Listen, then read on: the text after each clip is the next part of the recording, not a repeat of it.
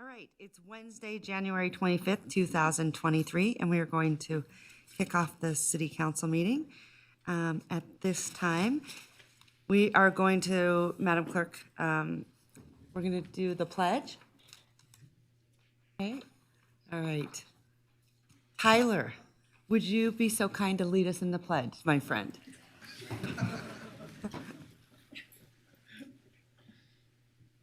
Allegiance to the flag of the United States of America and to the republic for which it stands, one nation under God, indivisible, with liberty and justice for all.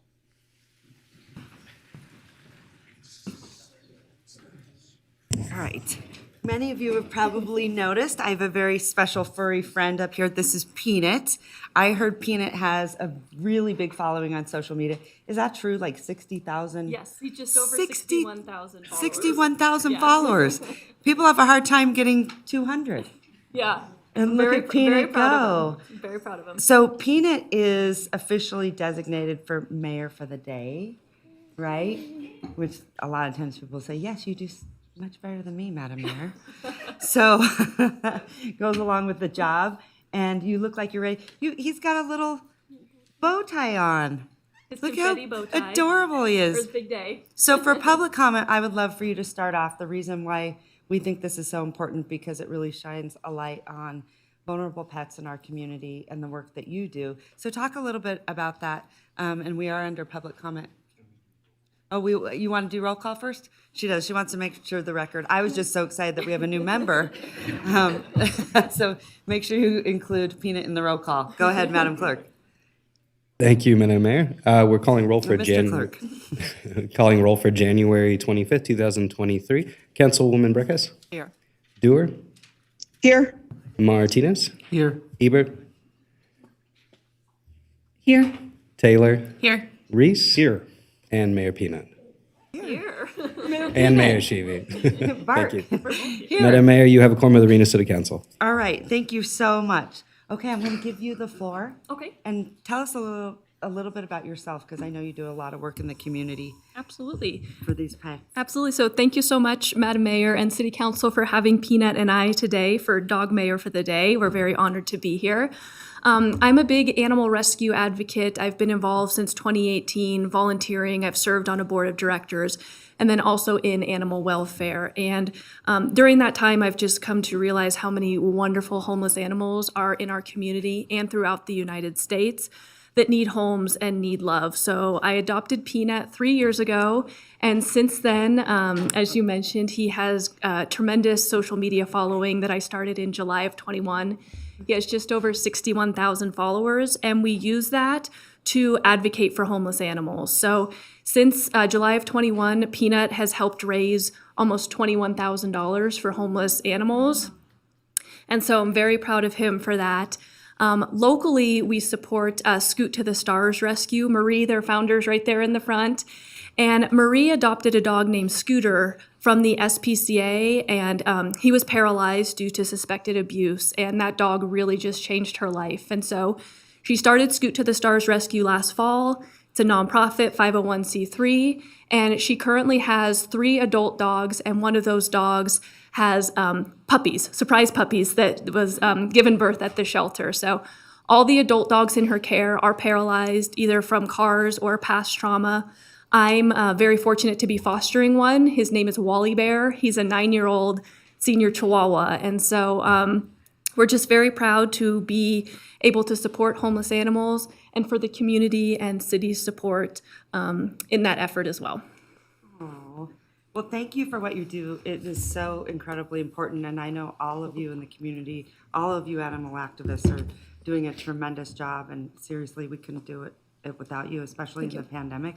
It's been really, really challenging. Can you just speak a little bit about how people might be able to get involved? Absolutely. So there's so many ways to get involved. For Scoot to the Stars specifically, you can find them on Instagram. They also have a website. One of the biggest ways to help is obviously donate. They have a wish list, and they also rely on monetary donations to get these animals the vet care and different things that they need. Also, you can sign up to be a foster. The more fosters that we have, the more animals they're able to save. So I'm proud to be one of the first fosters of their organization. And so the more fosters, more animals. So please get involved. You can reach out to Scoot to the Stars. You can reach out to me and Peanut. We'd love to connect you and help you be part of this amazing nonprofit. Yeah, that would be great if anyone wants to foster. I've been doing that for many, many years, and don't tell anyone at the city, but my basement is full. Did I just out myself? But more thank the you merrier. so much for Thank you. being here, and Thank you for having us.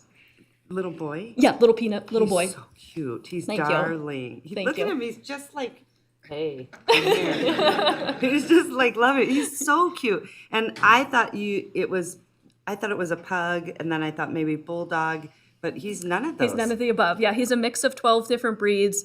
All the common ones you think are not in there, but his top ones are Chihuahua, Weenie Dog, Samoyed, Shih Tzu, and Pekingese. So we have no idea where his face came from, but he's adorable. It's adorable. And he's also a certified therapy dog. So we go to Northern Nevada Medical Center a couple times a month and give some love to the patients and staff there as well. So he's a very, very special boy. Oh, well, thank you so much for being here today. Thank you. We appreciate it. Thank you for having and us. I think Jenica has a swag bag for you. I don't know where she went, but We've got, you yes, got- yes, okay, thank you good. so much. That's All very right. kind. Well, thank Yeah. you so much, and thank you for your service. Thank you. Thank you for your service. Ms. Sabini, would you mind stating your name for the record? Yeah, Kristen Sabini. Thank you. Thanks, Perfect. Kristen. Thank you so Kristen, much. thanks also for your work with the Downtown Reno Partnership, because I see them in the audience. I know they're here to support you, so wanted to give them a shout out as well. Appreciate it. Yeah, very great team. Thankful to be there with them. So thank you guys for coming. Now, are you ambassador? No, I work with Neoma, so I'm the strategic operations manager, but we work closely with the ambassador team. So Chris and Rainey and Wade are here as well, supporting along with Brian, Nathan, and Neoma. So great team. Thank Great you team. so much. Thank you. Thank you. Thank you, Naoma. Thank you. It's so nice to see a familiar face. You want to come up and be on the other side? I'm good. You're good. All right. Great. Well, thank you so much. Thank you for having us. We really appreciate it. All right. Have a good Thank day. you. You Bye, too. Say Peanuts. Bye, Mayor. Bye, Mayor. Leave it Free in your dog hands. treats for everyone in the city. First, We love it. We first love job. it. All right. you so much. Thank you. All right, Madam Clerk, or Mr. Clerk, sorry. I'm going to send it right back to you. Thank you. And do we also have Rebecca Goff speaking for Mayor of the Day? Ah, good morning, Rebecca. Good morning. Hello. Good morning, City Council. For the record, my name is Rebecca Goff, and I'm the Nevada State Director for the Humane Society of the United States. Before that, I was the clinic manager at the Nevada Humane Society, and that's where I first met Peanut. I wanted to share a little backstory on him so you could really understand his journey and why this occasion today is extra special. When Peanut came into the shelter, he was extremely malnourished, thin, and had the worst oral infection I've ever seen in my veterinary career. I did not think he would make it, but thanks to the amazing work of the vets and the clinic team at the Nevada Humane Society, they saved his life, and Kristen stepped in to be his foster mom to help get him over the line. She worked diligently to nurse him back to health through multiple procedures to save his life, and it's no surprise that she fell in love with him and became his forever home. We want to thank him today for all the work that he's done. He shines a light on all the homeless animals here in Reno, in Nevada, and across the country, specifically focusing on senior pets and special needs animals. These animals are oftentimes the most in need, and they're often looked over when they're at the shelters. So thank you, Peanut, for using your celebrity to shine a light on this important issue and to give back to other animals in need. Thank you for honoring him, Mary Sheevy, today, as Peanut is the mayor of the day today. Thank you all, and have a wonderful day. I know, so we get to blame Peanut for everything that happens today, right? Okay, good. Thank you. He is so adorable. I can't get over that face. That's the hard part, is when you foster, because I've been fostering for so long, you fall in love with them, and then you're like, I gotta keep this one. It's very, very hard to do because you get so attached. Yeah. But that's the one thing I could say. It really can help out this community if some of us can foster, even if it's for a couple of weeks, because the shelters are getting very full, and it's really creating a hardship. So thank you so much. Great job. All right, Mr. Clerk, sorry. Thank you. We're going to move forward with public comment. So it should be noted for those in the audience that comments are to be addressed to the mayor and city council as a whole. Comments heard under this item will be limited to 3 minutes per person and may pertain to matters both on and off the council's agenda. Please note that the council may not take action upon any matter not agendized on today's agenda. When you are called for public comment, please state your name for the record and begin speaking. The timer will begin when you say your name, and you will be afforded 3 minutes. If you are an attendee in the Zoom meeting and would like to make public comment, please raise your hand at this time. And lastly, while in this room, please be respectful. Warnings will be issued by the presiding officer. If there is disruptive behavior, you will be asked to leave chambers if the behavior continues. So our first public comment will be Tyler Colton, followed by Travis Sandifer, followed by Terry Brooks. Good morning, Council. How are you? My name is Tyler Colton. I am a small business owner in Ward 1. I am a resident in Ward 3. Congratulations, Councilperson Martinez. I am back again. I was here a few months ago to talk about the median in Midtown. I'm going to make it really brief. We had some meetings back with the developer Par Tolls back in 2018 with Councilperson Reese as well as RTC.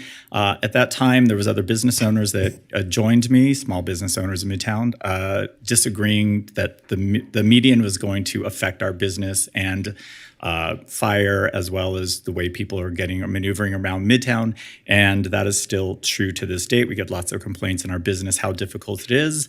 Mayor, you have been to my business and you have been late because you were trying to figure out how to get there. Yeah, through alleyways and how to get through Midtown to get to my particular business. The record shows, so I had some new information.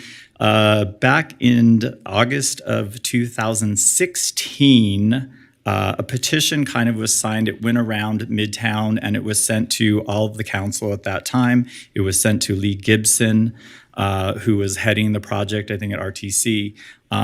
They have, and we still have those documents. At that time, it was over 50 property owners of Midtown were against the median. Yet the median still is in place. So since 2016 and probably before, this has been an issue. So we are here and I am here to ask that this become an agenda item and that the council take this up so that the community and Midtown and everyone can come in and weigh on this and that we get it moving forward and get that median taken out. Thank you. All right, thank you so much, Tyler. Next, we have Travis Sandifer, followed by Terry Brooks. Good morning, Council. My name is Travis Sandifer. I, too, am a small business owner in Midtown. First of all, I want to thank you guys for being such an incredibly engaged city council. I tell my customers, I tell friends outside of Reno that this is the greatest city in the world. I know we have our challenges, but I appreciate you guys leading us there.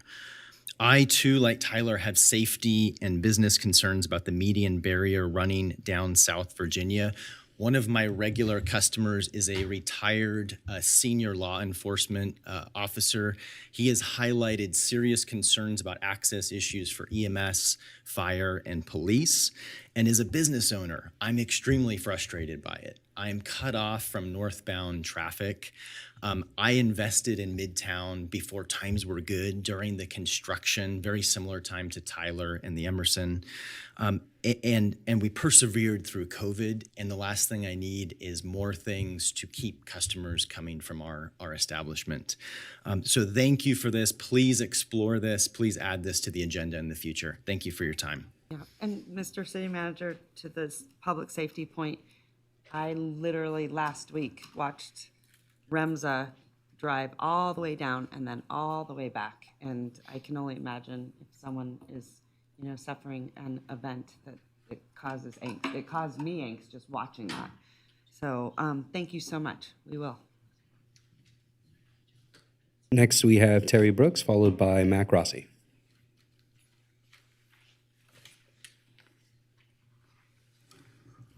Did you get the copy of my book last time I was here?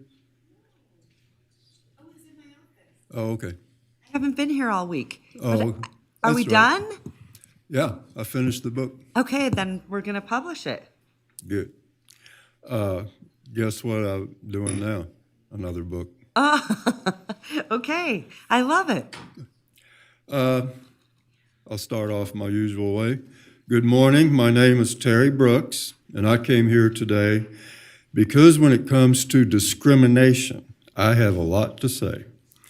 I remember when I was just a kid, I didn't know what discrimination was. But through time, I've learned what it is and what it does. Some people see others not as individual people, but as members of a certain group of people. And if they see or hear of someone of a certain group doing something bad, they assume that anyone of that group will be doing something that is bad. Such people see themselves as being perfectly normal, but they see those of other groups as being abnormal. Some people see themselves as being superior, especially when they treat others as if they were inferior. I majored in anthropology when I first went to the university, and I then learned a lot about the advantages of diversity. I went to a lot of classes with a variety of students, and the more we got to know each other, the more we got to share our thoughts, and the more we learned from each other. If music had only one note, it would be easy to sing only one song. But when music has a variety of notes, it can lead to a beautiful song. If a painting had only one color, it would still be a work of art. When a painting is made with several colors, it can be a beautiful work of art. If everyone in the whole world had exactly the same thoughts, would we want to waste our time listening to our own thoughts?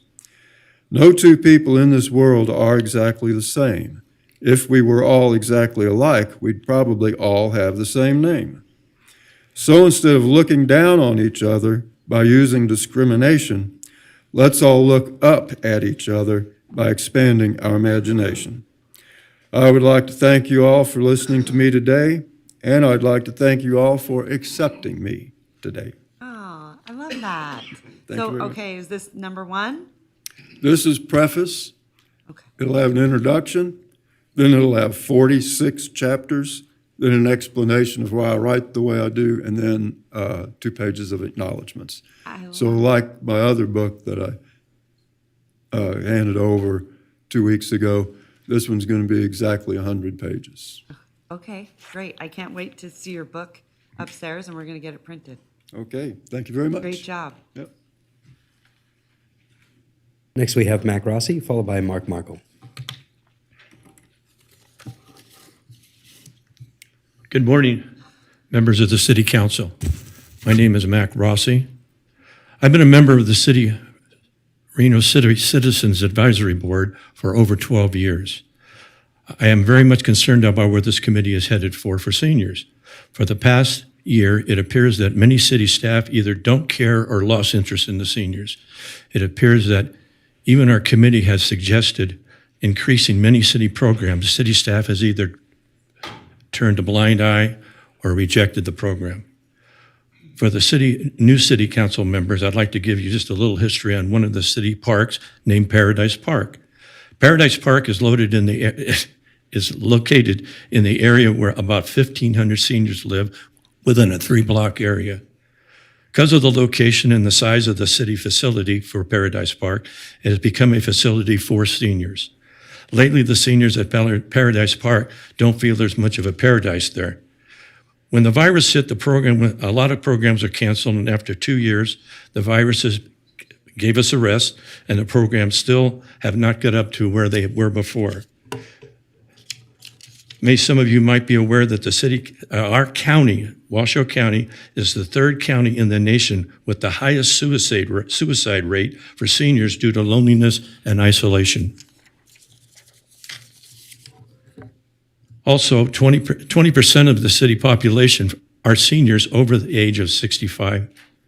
I'm here to ask the City Council to review the city staffs that are directly involved with the seniors in the hopes of getting some more staff that are more concerned about seniors. Also, that you may be aware, the Senior Citizen Advisory Board reports directly to the City Council. I don't think this is the kind of reports the councils want to hear. Thank you. Thank you, Mac. Next, we have Markell, followed by Upinder Dillon.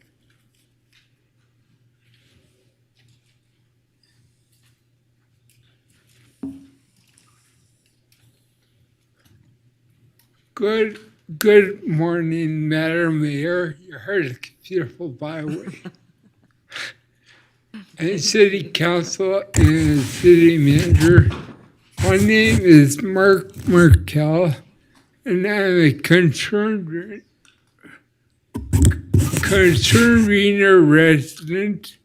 I'm a little bit confused, Madam Mayor. Your secretary, one of your secretaries told me not to come anymore.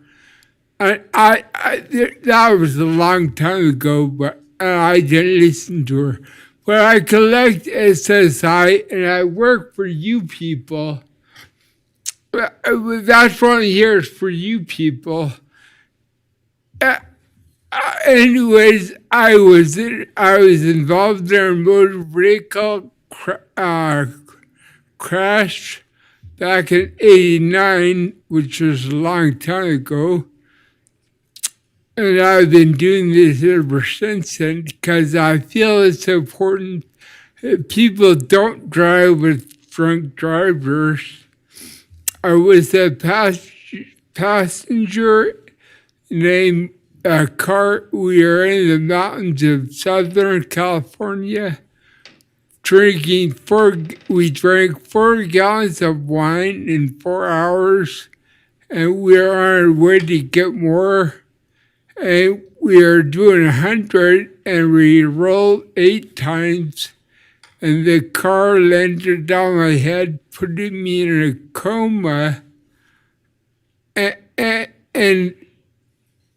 I don't want to see other people go through what I've been through.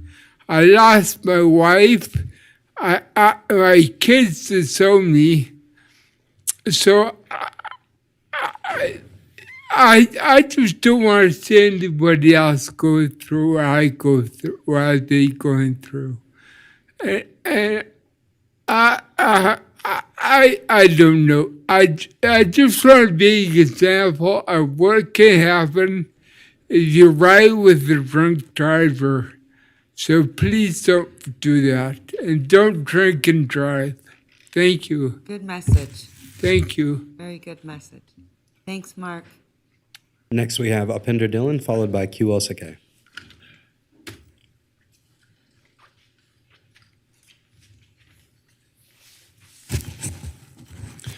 Hello, respectable mayor and all the city council members. My name is Upinder Dhillon, and I'm with RightWay Market. We were here a couple of weeks ago with a lot of my fellow friends. They're all business people, and came to request to, if you guys can reopen my case and reconsider, because we brought those 6 video clips and my license was revoked because of number of calls, nothing else. 12 years or 13 years in a row, not a single ticket to selling to minor or any violation. And the only reason was number of calls. And like I said last time, those video clips show to the city council clearly shows that those are not my calls. People use my business address as a landmark. And those video clips you have seen, there's no doubt that we don't make those calls. And I'm not saying that we never made calls. Yes, we do make calls when we need the help for the police department. Once in a while, people give us a hard time, and we have to turn to police department for the help. So last time, respectable mayor said that she's going to call a special meeting, and it's been 2 weeks. We have not heard anything. I will request again, it's my humble request, if you guys can reopen the case and have special meeting and give us another chance, because if we go back to the violations, those violations were very minor, like using extension cord in my office for the low voltage surveillance cameras. And they were fixed right away, and called the fire department. They came, write it off. And I don't know, for some reason they came back again. Once fire department sign off something, I mean, they should not come back again. So, I mean, I don't know the law in detail, so I will request the city council again, please reconsider my case, look into it. We are not bad people, we are not bad operators. I have 2 other stores in downtown area, they're liquor stores, and not even a single call. It's the bad area, people outside making calls, and using my store's name as a landmark. Thank you very much. Thank you. Next, we have Kual Sakay, followed by Simranjit Dhillon.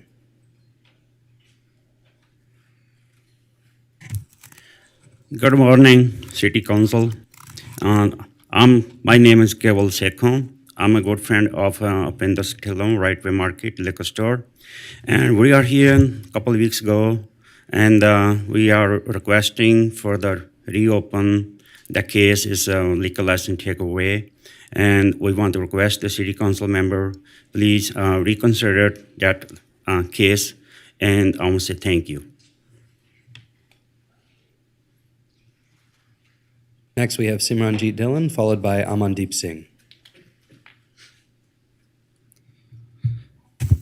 Good morning, Mayor and council members. My name is Simranjit Dhillon. I'm Upinder Dhillon's son. I'm also a local business owner here in Reno. And today, I stand before you for the matter of RightWay Market. We are requesting reconsideration to reopen this matter. As you guys have seen in the videos, like last time, we have shown that the ambassadors wait outside the RightWay Market for trouble to come. You can see in the video that the ambassador is outside RightWay Market, where the troublemaker is all the way on 4th Street in the middle of the street causing trouble. The call was made and said it's RightWay Market, and it just doesn't seem fair that RightWay Market get hit with all this blame when, you know, a lot of it is not to do with us.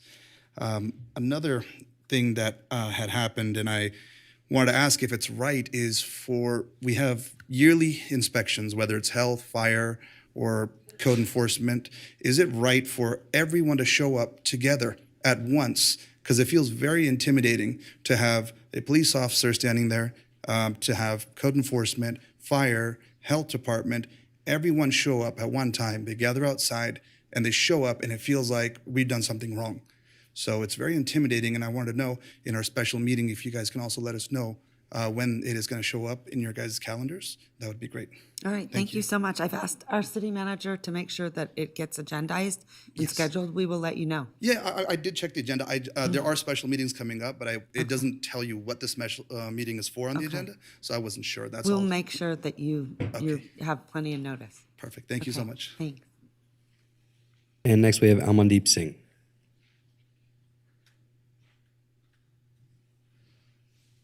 Hello, good morning. My name is Amandeep Singh. And City Council members, I request on Mr. Upinder Dhillon's behalf, please reconsider his case. I know him for last 10, 12 years. Very good people, law-abiding person, and I'm also as a business owner too. So please reconsider his case to be reopened and allow him to sell liquor again. Thank you. Thank you. Thank you. And with that, we have no other registered public comments in the room and no hands raised in the Zoom meeting. For the record, we have 6 comments which were general in nature or not directly associated with an agenda item received prior to 4 p.m. on January 24th. These comments were written correspondence received via our reno.gov online public comment form or by email to our office. Copies of these comments have been distributed to the Reno City Council and are available to the public on the reno.gov meeting portal. And in addition, we received 1 voicemail, which we will transition to now.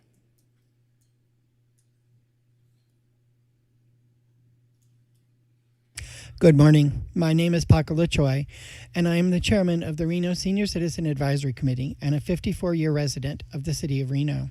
I'm sorry I cannot be there in person today. The Senior Citizen Advisory Committee was created 28 years ago by City Council with the purpose of advising council on issues concerning seniors. The committee was created to make recommendations to City Council. The Council in 2019 also directed staff to bring issues concerning seniors to the committee for a recommendation. This is not being done. The committee has run into many issues many times recently about items that could require a recommendation from the committee as a whole, and having the item change from an action item to information only, where no action can be taken and no recommendation made to council.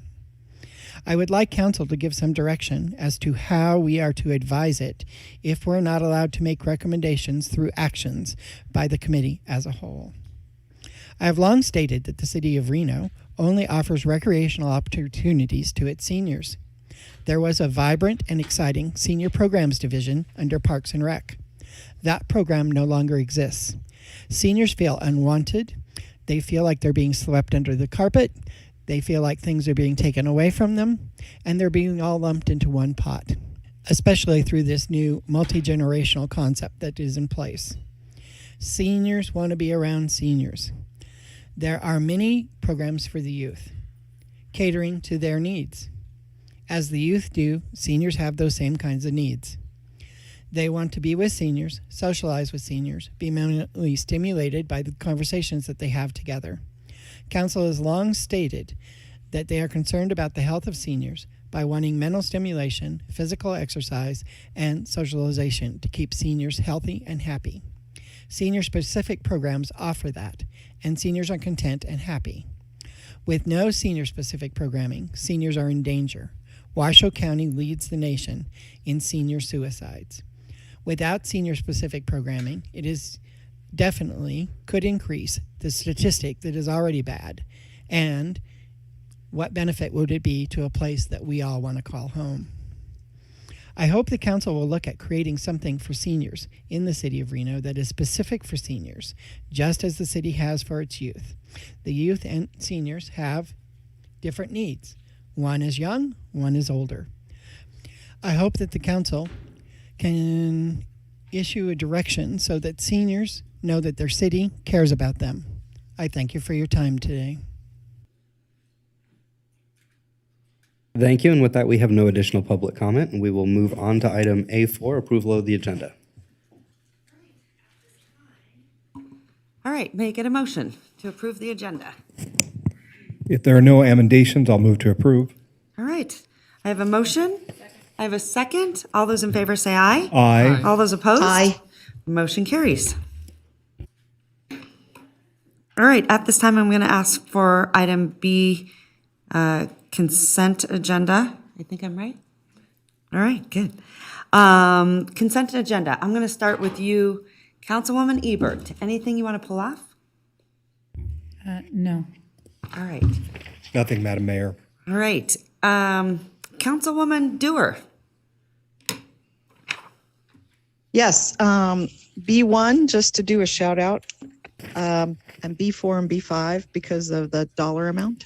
B4 and B5? And yeah, fire. Okay.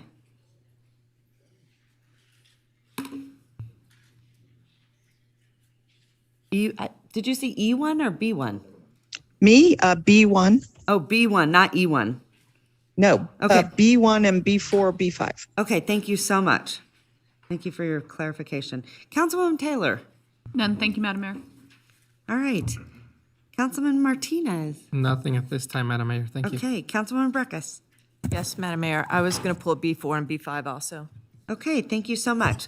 May I get a motion to approve all other items on the consent agenda? Mr. Clerk, for the record, can I ask, are we trying to use the software system? Okay, so then I would ask to be in a position to make a motion to approve. All right, I have a motion. And we have no public comment for this item. Okay, thank you. I have a motion. I'll second the I have a motion. second. All those in favor say aye. Aye. All those Aye. opposed? Motion carries unanimously. Okay, let's head over to item B1.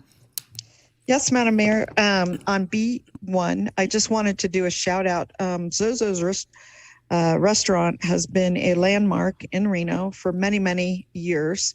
Their owners have done a phenomenal job. They've become pretty famous for serving fantastic food. I note that they're in for approval of a privileged business license for change of owner.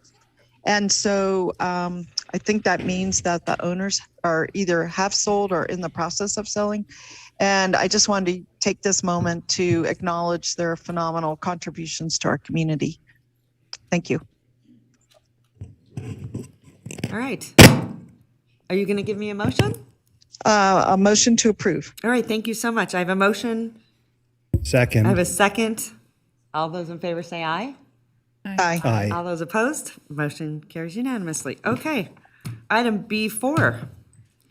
Madam Mayor, I think we could probably take these. Okay, we'll do 4 and 5 together. I object to Yeah, I was that. I gonna have say that- questions on each, and our time limits Okay. prevent us to be able to have adequate time, so I'd like to take them separately for a Okay. thorough discussion Well, of this Well, we're going program. to hear them together. You can address both of them together, and then we'll give you enough time. Both. Okay. So, we'll Madam do it Mayor, equally. I pulled this off just because I think it's a phenomenal achievement. I believe that the city's had a grant pending, or this reimbursement pending, for several years, and I thought it was worthy of a quick presentation and an acknowledgement to our staff about what they're working on and it looks like achieving here. All right, Chief And that would be Cochran. for both B4 and B5. Okay, thank you so much. I'm going to give the floor to Chief Cochran. Go ahead. Very good. Thank you, Madam Mayor. David Cochran, Reno Fire Department. Good morning, Madam Mayor, City Manager, and council members. So what we have before you today is first an amendment to the interlocal agreement that we already entered into with the state under the Ground Emergency Medical Transport Program. This program allows us to be reimbursed basically for the overhead costs, the extra costs that we incur in providing services to Medicaid patients. Like I said, the first contract is the amendment to the existing agreement because our expected reimbursement amount exceeds the amount identified in the contract. We anticipated around 1.3. It's now going to be 3.3 million. The contract had a limit of 1.7, so this allows us to recover the full amount of the reimbursement. The second item, B5, is simply the next contract. Since we were bringing the item before you, it was the same subject for both contracts. It needed to be renewed in June rather than wait 4 months and come back with the same item. We were just bringing both items together since they are on the same topic. You'll see the second contract has a substantially higher expected limitation because we expect our reimbursement to be substantially higher as well. We have recovered for FY20 approximately $650,000. Been reimbursed is a better term. We're expecting $3.3 million for FY21, and we have a claim for FY22 that is currently in the audit process. We do not have an estimate yet from the state on what the recovery amount will be, so we are waiting for that. We do expect that recovery to be paid out later this year, but let me rephrase that. Next fiscal year, which will be after July 1 of this year. So this calendar year, but next fiscal year. So that is what we have going on, and I would be happy to entertain any questions. Thank you for pulling the item and for the kind words, Councilwoman Doerr. Yeah, thank you. Thank you for presenting. I know that we discussed this several years ago, and it's taken quite a while for, I think, the reimbursement process to catch up. But I wanted to commend you and your staff for looking for alternate sources of funding. You know, we have been so tight on funding for fire in particular, police in particular. So doing this and being creative, I mean, this is a job, a service that we're providing already. And I understand that REMSA cannot qualify for these reimbursements because they are not a government or a division of government. They're a nonprofit. And so could you just speak to that for a moment? Yes, absolutely. And you're exactly right. This has been pending for a while. As I said, the first claim is actually dating back to FY20. These are for services that we've been providing. It's worth noting that we have a mutual aid agreement with REMSA for transport that's been in effect since 2016. So this is nothing new in terms of the service we're providing, but we've finally qualified for these reimbursements. And yes, the GEMT program is limited to governmental agencies. So a private ambulance service like REMSA, like AMR in Southern Nevada cannot and will not qualify for this. But yet, and the last point, we do recognize that, you know, looking for alternative funding sources is a council priority, as is public safety. And this is a wonderful marriage of the two. Okay. Well, thank you. Thank you, Madam Mayor. All right, you're welcome. Thank you. All right, Councilwoman Breckus, I'm going to start with you. Thank you, Madam Mayor. Yeah, I pulled this amendment, or the last item that was related on our last meeting. We had quite a bit of discussion, and you know, I had asked that this come as a presented program as its own standalone department item. Little did I know we were going to have two more consented items, and including a multi-year $20 million contract agreement the very next meeting. And I still have a lot of questions. I wish we had taken this as a department item with presentation, but it's good to see you, Chief, because it's been a while. Thank you. That since you've been available. Number one question on this is, prior to when I started in 2012, the prior council did a series of layoffs to our fire department. 2015 or so, this council was asked to do layoffs too. So they're not that in the past. How do the collective bargaining agreements treat that if layoffs happen by the council and have to happen by the council for economic purposes, how do the paramedics blend in with the firefighter ranks? Now you're talking about a different the single role medic program, which is yes, this related new but different than this. Yeah, we have a agenda item. new complement of staff, people in the fire department. We haven't had in 120 years of having a fire department. Say the city has to reduce force. I'm trying to understand, these are the questions I've been wanting to know about this program. How do the collective bargaining agreements deal with them? Okay, is it a management decision to say we're gonna cut 3 paramedics and 12 firefighters? Or does the provision have some preference for firefighters that the paramedics all go before all the firefighters, regardless of seniority? If it's not with you, I see Mrs. Atkinson here, she's with the HR department, maybe she knows. But I really wanna understand how this new complement of staff is integrated into the CBA. Okay, I'm just reiterating that is a different issue than the agenda item that's before us today. I've been unable to get the agenda item before, and not only that, in November, when I asked to meet with you, that day you declined a meeting with me, and these are the sort of things that I wanted to ask you about. So you won't meet with me, I won't get a presentation, I'm gonna ask these questions to help me make the decisions on this consent item. Thank you. I understand. So Did you want to interject? Come on up. Sure. Jill Atkinson, Interim Director of Human Resources for the record. So the distinction that happens here. Wait, Interim Director of Human Resources? Correct. Okay. See a lot of people coming, a lot of people going. Don't hear a lot. So nobody's left. You received a memo that Ms. Santoyo is the interim director of Parks and Rec while we searched. Oh, okay, okay. Did not know that. Yes, did not see that. Thank you. So to help provide some clarity around your question, Councilmember Breckus, the single role paramedics are a distinct classification from our firefighters. Sure. So in the instance where there is a reduction in force, seniority is based upon length of service and classification. And so if the decision is made to reduce single role paramedics, that is the classification that would be impacted. Whereas if the decision is made to reduce force as it relates to firefighters, that is the classification that would be reduced. The two don't intermingle because they are distinct functionalities within the organization and don't require the same skill sets. Sure. So management rights are preserved to decide among the resources. Okay. Correct. Thank you. Now, my next question about this program. Okay, Councilman Breckus, I'm going to cut you off for just 1 minute. Okay. And I will come back to you. I just want to make sure if we have What's any this? other questions from council so we can give equal time. What is this? All right. Councilman Martinez, do you have any questions for Chief Cochran? I don't. Thank you so much. All right. Councilwoman Taylor? Nothing?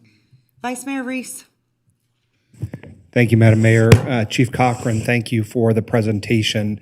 I get to meet with you frequently, and so I know that the care that you take with not only the policy directions that the department is taking, but also with the long-range planning. So I suppose the questions for me center around 2 things. One is the GEMT program, just broadly.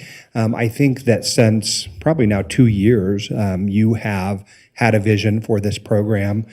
That vision perhaps was ahead of us because you had a knowledge that we didn't yet have, and you also saw something on the horizon which we did not see, which was the changes in the reimbursement rates from the federal government through this program. So thank you for being a leader and sort of having a vision to get us to where we are.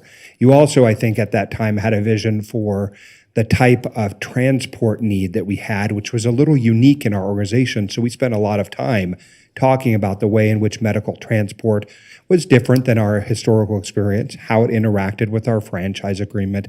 And also, I think you had an excellent vision for the way in which our apparatus and our employees were being deployed in a way that was not strategic, meaning the way in which we were rolling sort of medical calls out with the whole fire crew, put that crew out on the roads, wear and tear on the vehicles, wear and tear on the roads, wear and tear on our people, where we might be in a better position to deploy more strategically with the smaller transport vehicles. So thank you for that, because I think it sometimes is easy to overlook in the minutia of what we do that you are also running a department that has nearly 300 people in it, stations all across the city. So thank you for all of that.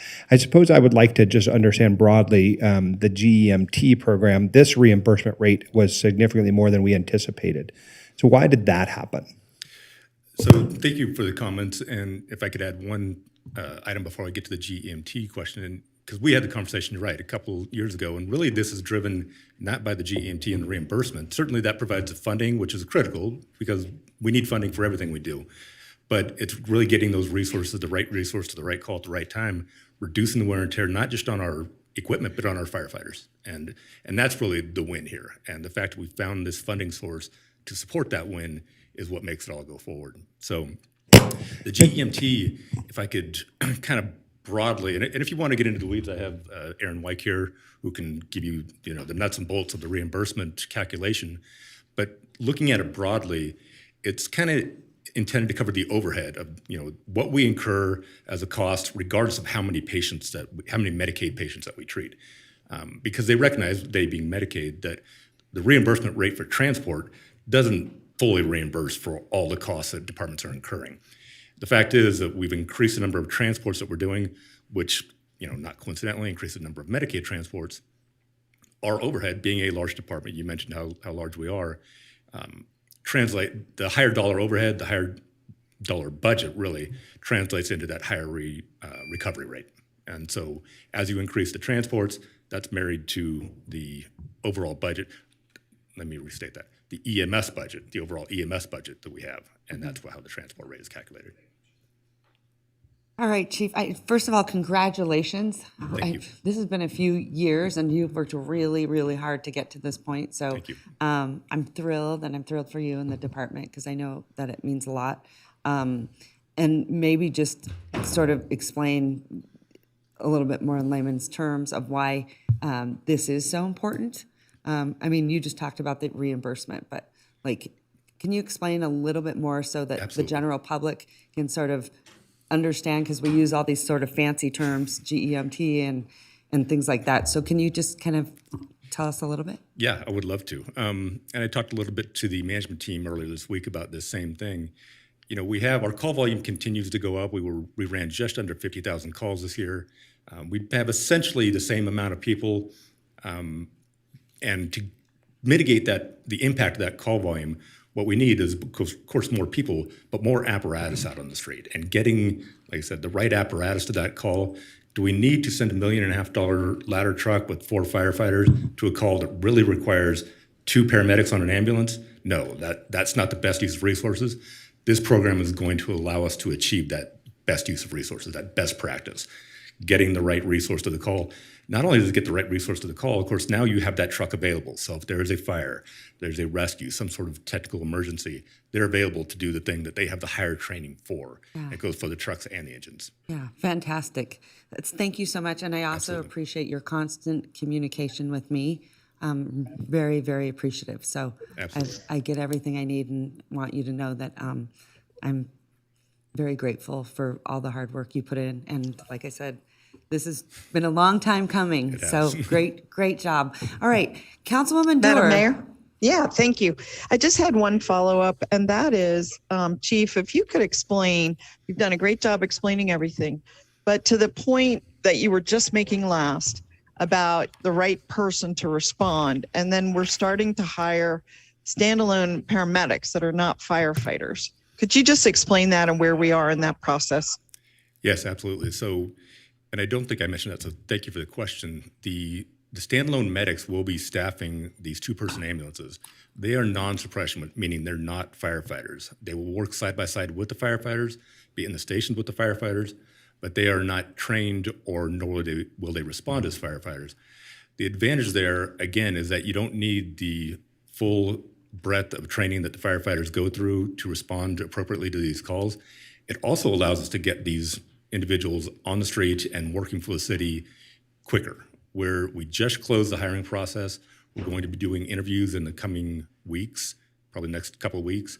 We're going to onboard them in late February. I think February 24 is the day that we're targeting. After an onboarding process, a training, and a familiarization process, they'll basically be up and running by the end of March. So with a 3-week onboarding process, roughly, we're going to get 6 new people out there delivering service, a needed service to the city, whereas the firefighters, who we're also onboarding on February 24th, the next recruit class, they go through a 19-week academy. So in terms of the expeditious nature and the fiscal responsibility components of this, we're getting more resources into the system quicker, which helps us all. Okay, so 6 people in 3 months is what I'm hearing that are specifically paramedics. And are you going to deploy them sort of north, south, and central? They will work a shift schedule like the firefighters, so there'll be 2 on each day initially. I anticipate that this is something we'll want to look at in the future in terms of the program that we may want to expand because of the reimbursement rate providing its own funding and the success, which I anticipate it will have. The initial deployment, they'll be stationed out of Station Department of Redundancy Department. They'll be deployed out of Station 3 because that's a very busy district and we want to take some of the workload off of Engine 3 and Truck 3. And then as we expand, we'll look at those, just what you proposed, kind of a north-south, east-west concept.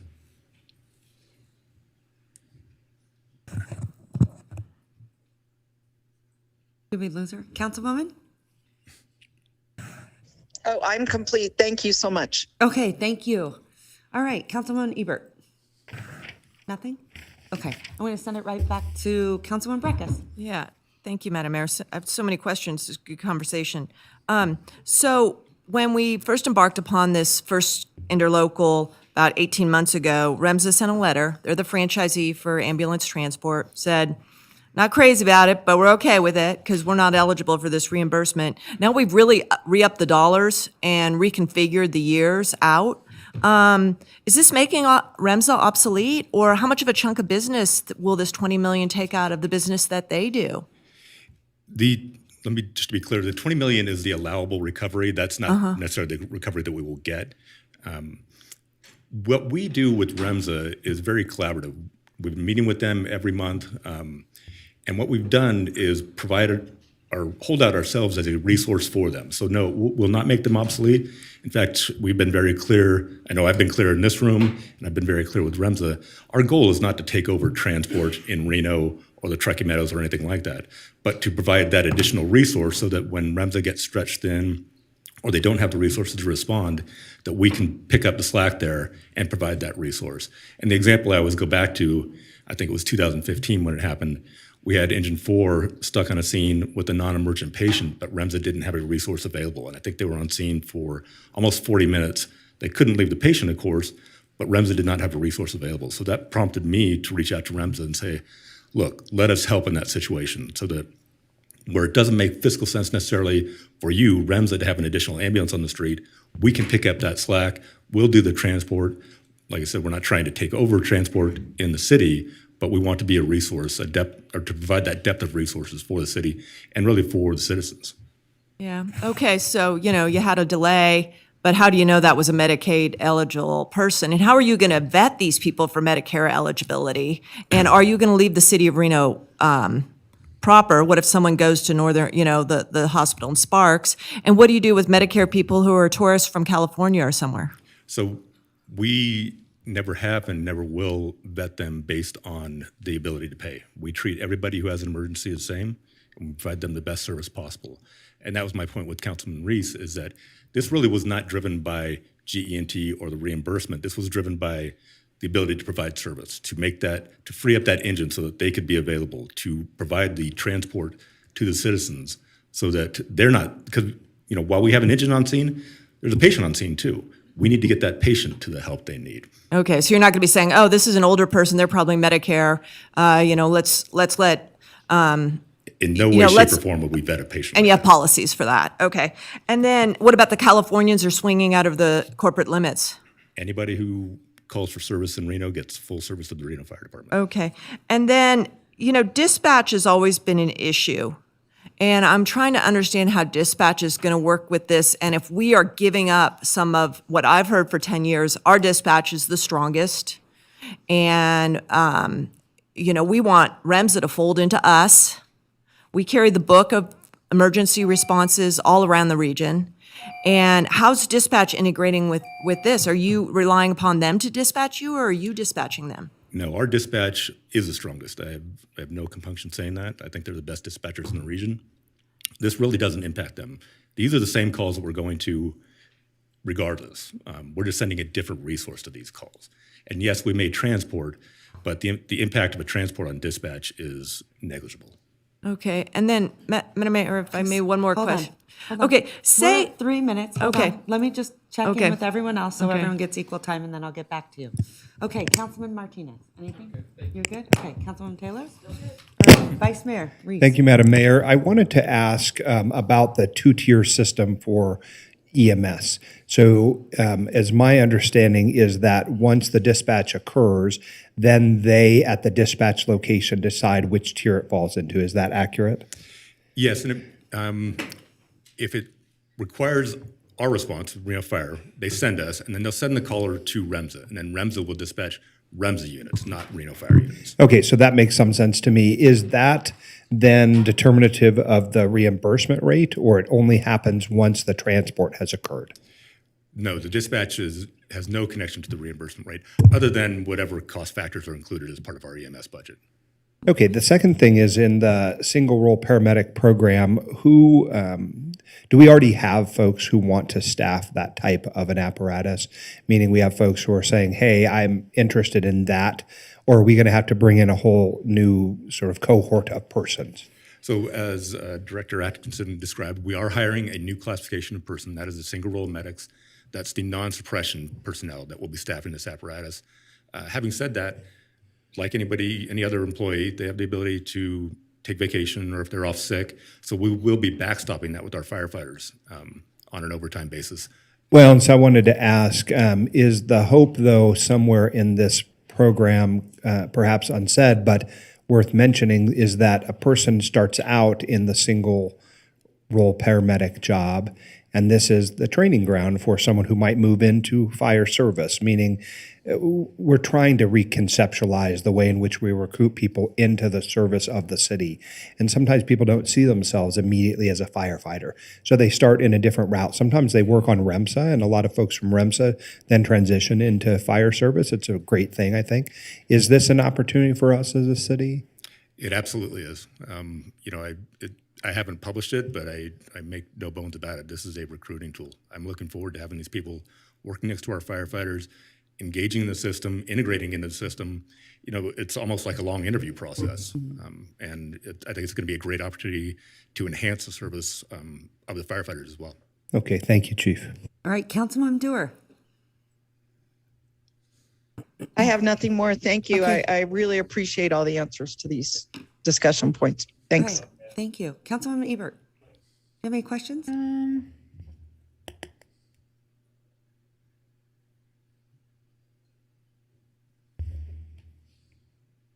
I'll go to Councilwoman Breckus and then we'll come back to you. Sound good? Yeah. Okay, Councilwoman Breckus, go ahead. Yeah, I have three right now. So number one, along what Mr. Reese said, say you have a paramedic who's 2 years in and they want to go become a firefighter.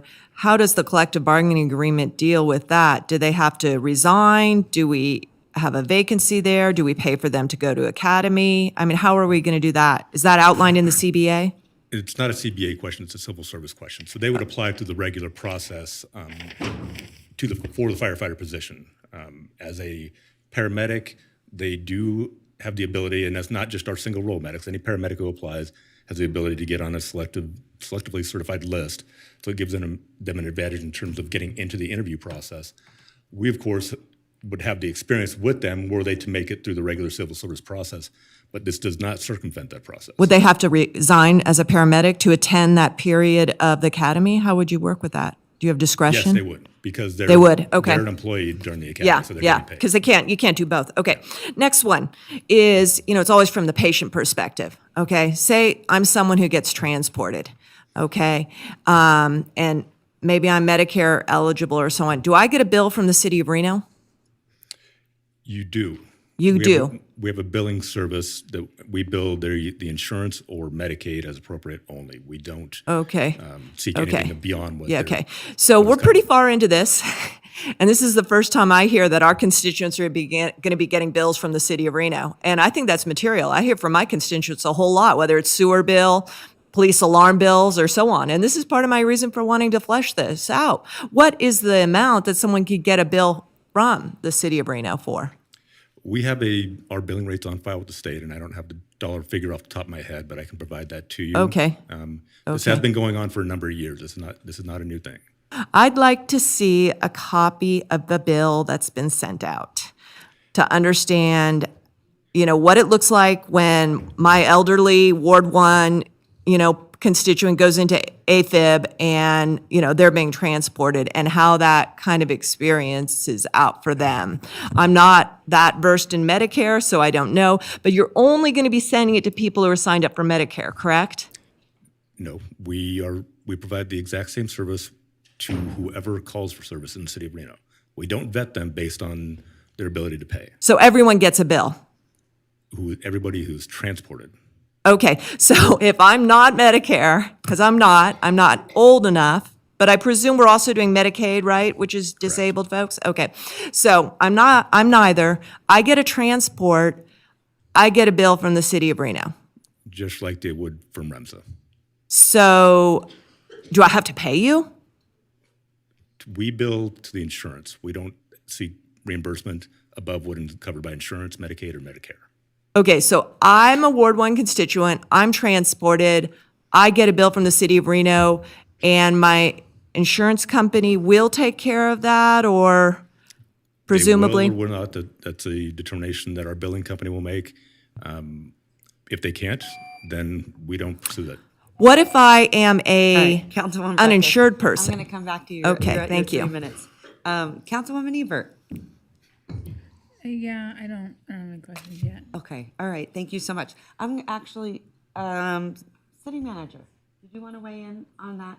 I want everyone to understand, because I think the way that it was framed, where people might perceive that all of a sudden you're just now going to start to get a bill. So let's talk about that, because I don't want there to be any misconceptions. Sure. I think Can you there clarify that for the record? two things that maybe the chief can speak to, just to make sure that we're completely clear on what's happening here. So, number one, Chief, for how long has Reno Fire transported in cases where REMSA doesn't have perhaps available or otherwise sufficient resources to make the transport of a patient in need of getting to a hospital? So we've had a mutual aid agreement with REMSA dating back to 2016, I think September of 2016. So 6+ years that we've been doing this. Okay, and so that program, of course, does authorize you to seek payment in the form of billing. And we have a third-party biller, but we don't, what I hear you saying is we don't balance bill. So if Medicaid or Medicare or an insurance company has some benefit that is available to pay the cost of transport, we collect it. Beyond that, we do not seek reimbursement for parties who are transported by Reno Fire. That's exactly right. And if they don't have the ability to pay, that doesn't change the equation. We don't take reimbursement. And when did the organization enter into its first agreement to seek reimbursement through the GEMT program? Fiscal year 20 was the first application that we submitted. So correct me if I'm wrong, Aaron, I think it would be 2019. Or I'm sorry. Aaron Wyke, Admin Services Manager for the Fire Department.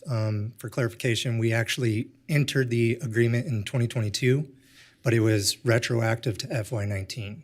And we submitted our first one for FY19 last year, or FY20 last year. I'm sorry.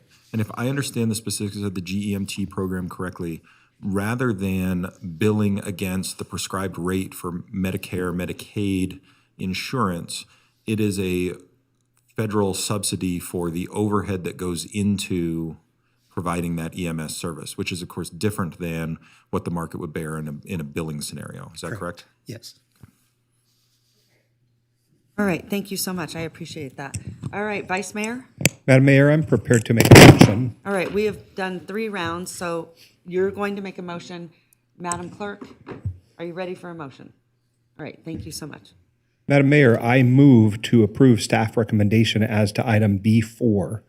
All right, thank you. So I have a motion from I'll Councilman. second. thank you so much. I have a motion from Councilman Reese. I have a second from Councilwoman Dewar. All those in favor? No, Madam Mayor, I've Oh, comment. hold on, go ahead. Wait, 1 second. We're trying to figure out. So after that, do we have to put it here?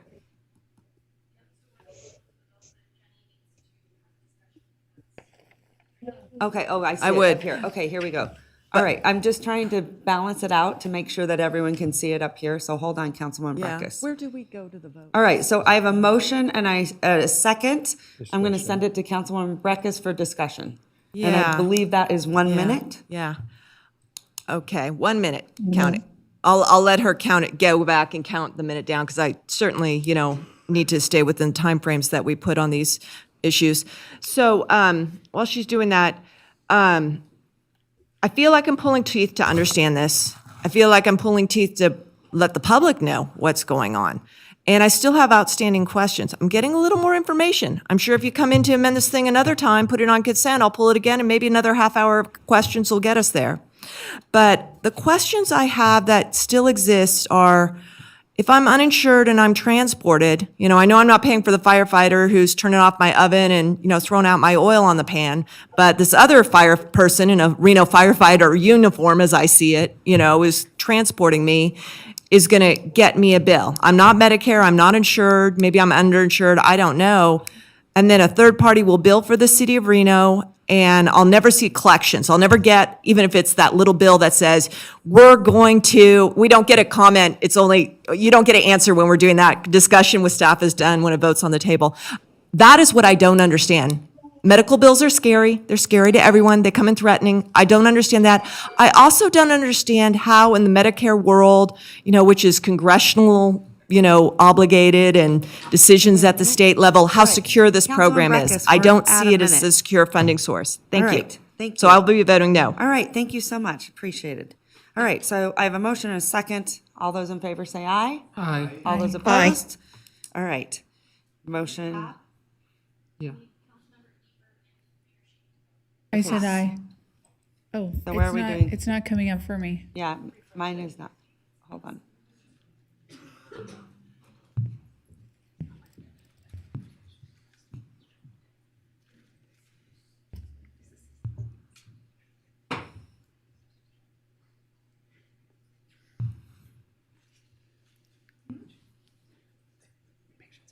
Does it take that long every time?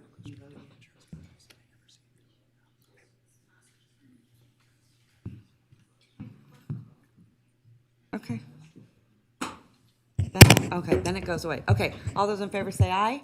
Aye. All those Aye. opposed? Motion carries. Okay. Madam Mayor, as to item B5, I'm prepared to make a motion. Second. All right, I have a motion from Councilman Reese and a second from Councilwoman Dewar. All those in favor say aye. Aye. Aye. All those opposed? Nay. Motion carries. Okay. Is it working? All right, good job.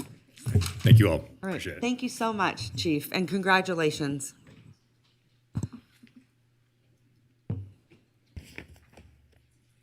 All right, Madam Clerk, I'm going to send it right back to you, and just kind of direct me when you need me to slow down so that we can make sure that we stay on top of the technology. All right, Madam Mayor, we're moving on to our department items. So we're on item D1. So that's D as in David 1, which is an approval of amendment of contract with Core Construction. All right, at this time, Madam Clerk, do you have any public comment on this item? Madam Mayor, we have no public comment registered for this item. Additionally, we did not receive any correspondence. Okay, thank you so much. I appreciate it. All right, I'm going to send it to staff. Go ahead. The floor is yours.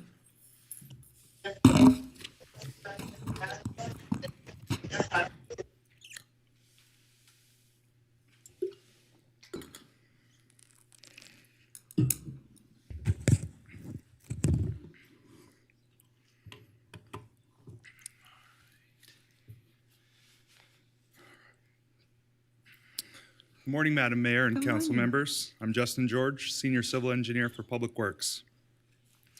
I'm very excited to bring item D1 to you today.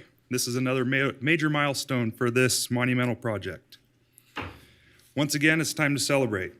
Through the direction of this council and due to a lot of hard work from our team, I'm happy to present the final phase of construction for the Moana Springs Community Aquatics and Fitness Center. I have a short presentation to review the project scope, schedule, budget, and highlight how this council's planning and strategy will provide an amazing aquatics and fitness center with the depth and variety to serve all of Reno's constituency.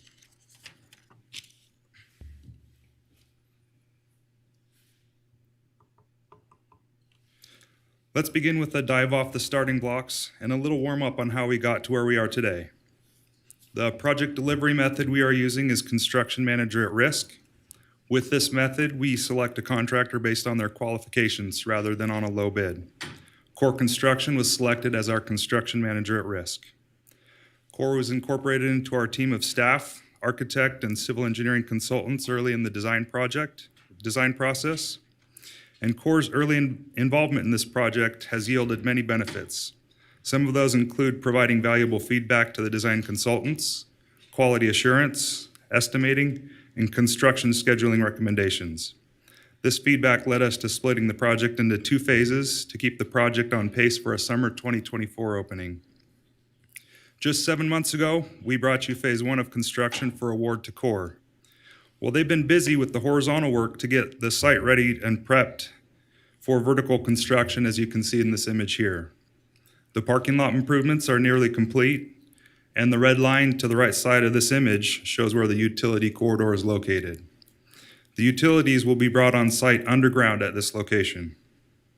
While this image is up, I wanted to touch on some of the sustainability efforts incorporated into this project. There's a grouping of mature trees that have been preserved in the park area on site, and the plan is to include infrastructure to capitalize on electric vehicle charging stations, solar, and nearby geothermal opportunities. I would like to give a shout out to Senator Cortez Masto and Senator Rosen for securing $800,000 of federal funding for a rooftop solar array, which will be installed under a separate contract.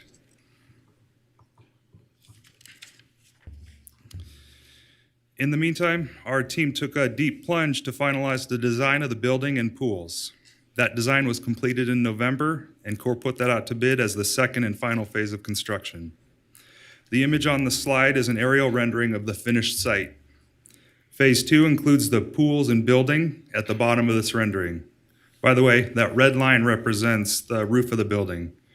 We've gotten comments that this image is a little misleading, as it kind of looks like we're building 3 outdoor pools. Rest assured, there's a roof on the building, and the 2 pools in the middle you see there are indoors. Just for reference, phase 1 includes all the improvements beyond that, so construction of the parking lot, sidewalks, driveways, utilities, and landscaping. All right, so let's do a deep dive into the features of this exciting facility. This image is of the 50-meter pool natatorium. This will be a regional draw for competition, fitness, and other uses. This pool will provide swimming in either long course or short course configuration. So the long course is the Olympic length 50-meter, and the short course is 25 yards long. Not only will this pool accommodate swimming, but also water polo and diving. There will be a pair of 1-meter and 3-meter diving boards. The other side of this facility is set up for fun, and it's packed full of features for multiple uses. Here you have 3 different kinds of pools in one body of water. There will be a resistance pool or lazy river, seen on the right side of this image, a zero-depth entry section in the middle that includes lots of play splash features, and on the left is a multi-use pool section. This section of the pool will accommodate play, lessons, lap swimming, and one of my favorite features, a water slide.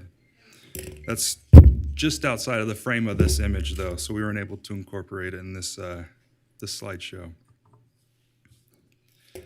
Sinking into the outdoor soaking pool, you'll find an atmosphere that creates an ambiance for relaxation, away from the action of the competition pool or excitement of the recreation pool.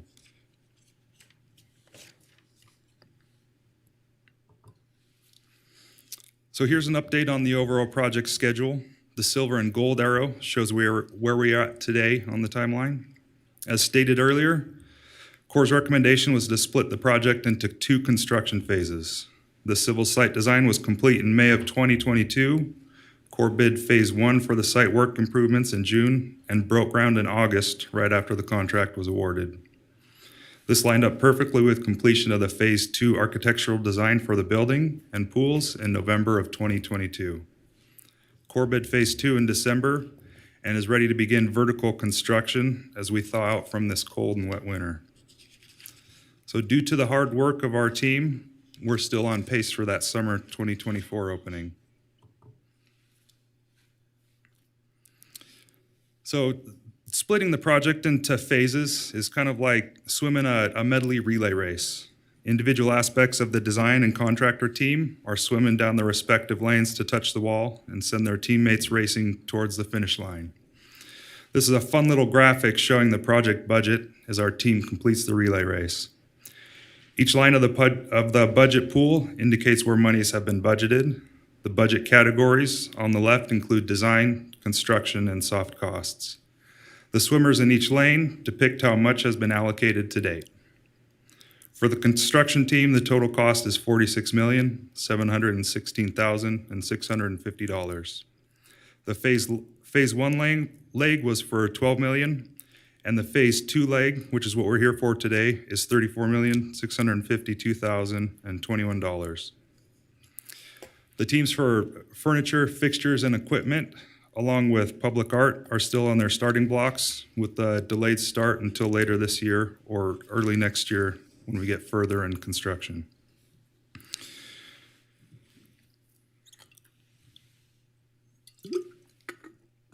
So I wanted to take a little different approach with this next one, public art.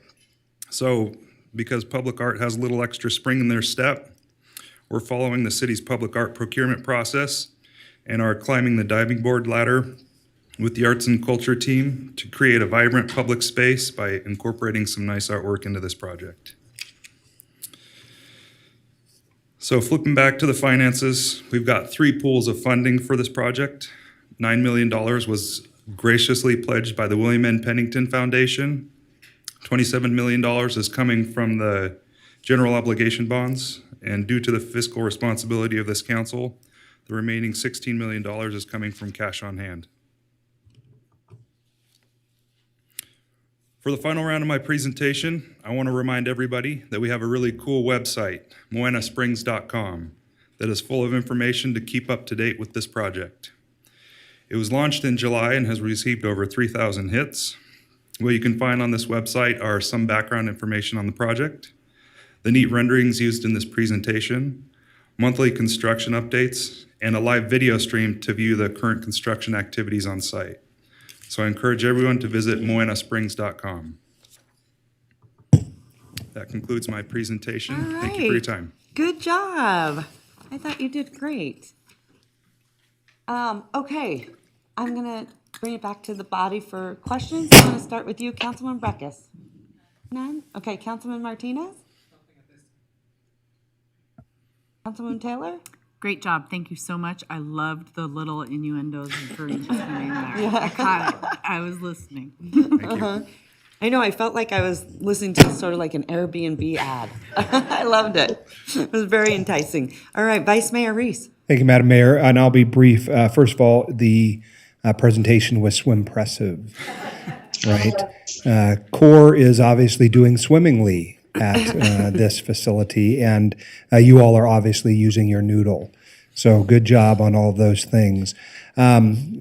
Look, this is a big day, I think, for the city. Each time that this comes to council, I think it gives us the opportunity to briefly pause and just reflect about the importance of this particular pool as a touchstone, not only the community historically, but really about where we as a city are going. This is the first pool investment in my lifetime. And I think, as I've said before, I learned to swim at the Moana Pool. I had a really interesting conversation yesterday with Matt Brzezina and the Washoe County School District about the ways in which our 2 CIP budgets really ought to be finding ways to work together. Because I do think that pools, number one, this shouldn't be the last pool that we plan. It's the first. And I think it's important that we capture the opportunities where we can with our various agencies, whether it be the county or the city of Sparks, Washoe County, and us, because these are really community resources. And so it behooves us all just to really, I think, look towards the future, right? And ultimately, I think that's what this, your reference to the Moana Springs website, they had an update, of course, in December, and I have tried to share those updates with constituents who have asked about it because people are very excited about it. And again, I think part of this is due to the hard work that the staff has put in. Our finance team did an amazing job of identifying the various pools and buckets from which to finance the project. And so it just would be, I would be remiss, I think, if I didn't reflect on the great work that you and your team are doing, that our finance team has done. And it really, I think, just speaks volumes about, our Olympic size aspirations for a region. So I'm excited about today. I also noticed from the first photo that you put up, and I'm sure Councilmember Dewar would have more to say about this, but making sure that we are able to save those mature trees, I think is also a very wise choice, and one that I think our earth and our trees will be thankful to have happen. Our forester, of course, I assume is going to join us in doing the groundbreaking and swimming in the pool. Do you know what kind of trunks he would wear? He would wear tree trunks. So thank you for the opportunity, Mr. George. Appreciate you. Certainly you are drowning in lots of, no pun intended, you're drowning in lots of funds. All right, Councilwoman Dewar, go ahead. Yeah, thank you. And thanks, Councilmember Reese. You did a great job. I will not repeat all the accolades and points that you made. I just really appreciate you making them for the record. I too, though, wanted to point out the fun presentation with both the anecdotes, the acronyms, and the puns. It was very fun. I also wanted to compliment you about splitting the project and doing this, and I want to use the right term, construction manager at risk. Is that correct? That's correct.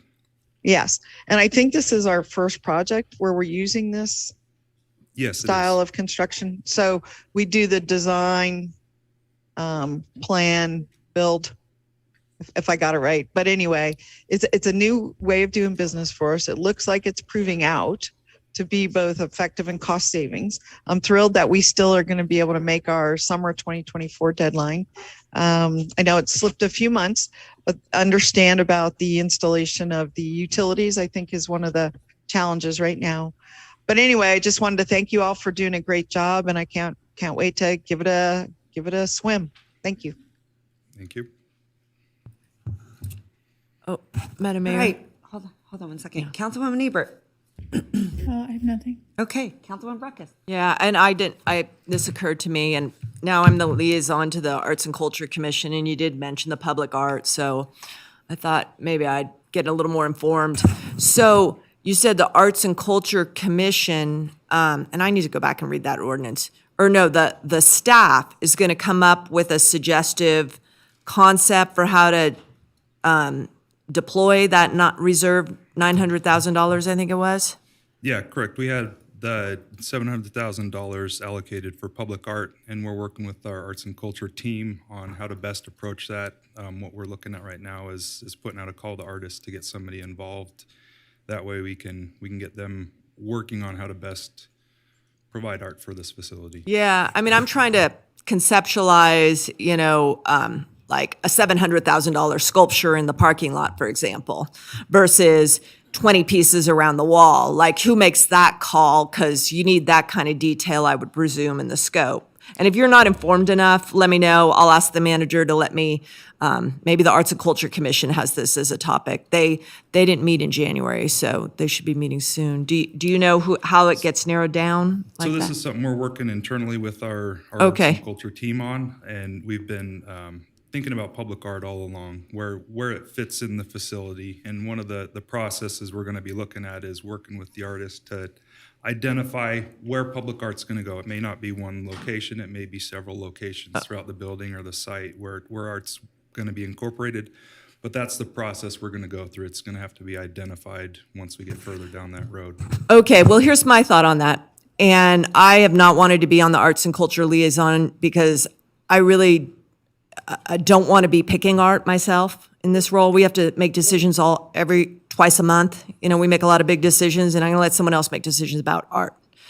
But having said that, I think that the concept of how it's allocated, you know, can't step over this body or the Arts and Culture Commission from, you know, staff having the concepts to talking to artists who might be vendors. It needs to go to the council and it needs to go to the Arts Commission, probably in reverse order. To the Arts Commission, here's how we're thinking, what's your input, and then back to the council on an item like this, and then start talking to the arts who are going to be vendors. You know, they're not, you know, that's how I presume they are. So that's just my thought. I'm new to this. I'm willing to be educated otherwise, and I will read the ordinance and. Okay. All right, we'll work with our arts and culture manager on that process. Thanks. Thank you, And Madam Councilwoman- Mayor? Hold on one second. Yep. Councilwoman Dewar, I'll come to you in 1 second. I think Councilwoman Breckus brings up a really good point. This is just me personally. I'd like to see it spread throughout, so it's not just, it comes to the council with one big sculpture, right? That's just my feeling, but also I think she makes a good point. Sometimes I think what happens at Arts and Culture is they're there making decisions, they pick an artist, and also there's sort of this belief that, okay, this artist, you know, now believes they are the selected artist, it comes to council and then we vote on it, and they can't really back it up. So before we even get to that point, it really does need to come to the council to have that discussion. I think that's really important, so I think Councilwoman Breckus makes some good arguments for that, and just kind of giving you a little bit of, I think, where the direction we want to go, so that we have the ability to shape the process, or just kind of, because I got to be honest with you, there's a lot of times art comes before us, and honestly, I have heartburn over it. So I don't want that to be the case, and then we can't back it up because they've already made the decisions at Arts and Culture. So I think Councilwoman Breckus makes a, you know, strong argument there. I also would like you to explain, and maybe it's the city manager, I don't know, but explain to the public, because, you know, whenever I look up there and I'm like, oh, that's a lot of money for art, right? But I want you to explain to the public why that is and the requirement. It's not that the council was like, hey, we need this much. So, you know, I think there should be some clarity there. So if you can provide that, or the city manager, that would be fantastic. Certainly, I can give the how we got to the figures that we have with all of our capital projects. Anything involving the public funds, we have to take a chunk of that. 2% of a major capital project is set aside for incorporating public art into our facilities and throughout the city. Yeah, thank you so much for that. And do you have any idea when that was incorporated? I do not. Okay. Does anyone? 2002. 2002. Okay. See, I knew you would know, Carrie. I love it. So just for the public's knowledge, 2002, that was implemented as an ordinance to make sure that 2% of art in every project that we do at the city of Reno is implemented, correct?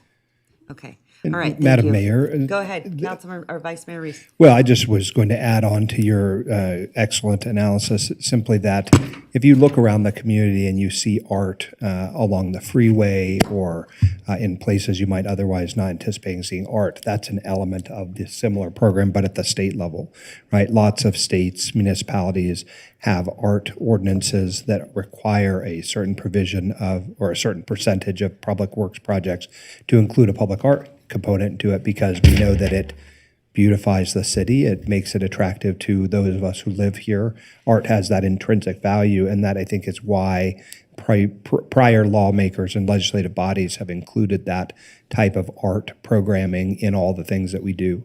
You see it for us. For example, Councilmember Martinez and I were this morning on the Capital Project Surcharge Subcommittee, and there's new art coming to the National Bowling Stadium. And again, it wasn't because Councilmember Martinez and I are huge artist and, our Picassos ourselves, but it was because it is an element of the requirement for the projects that we bid and build. And so it's a very exciting thing for a city to have, and for our state to have made that commitment to public art. Even some art which I don't necessarily, find attractive for me, I see its value in art being everywhere. Thank you so much. Anything?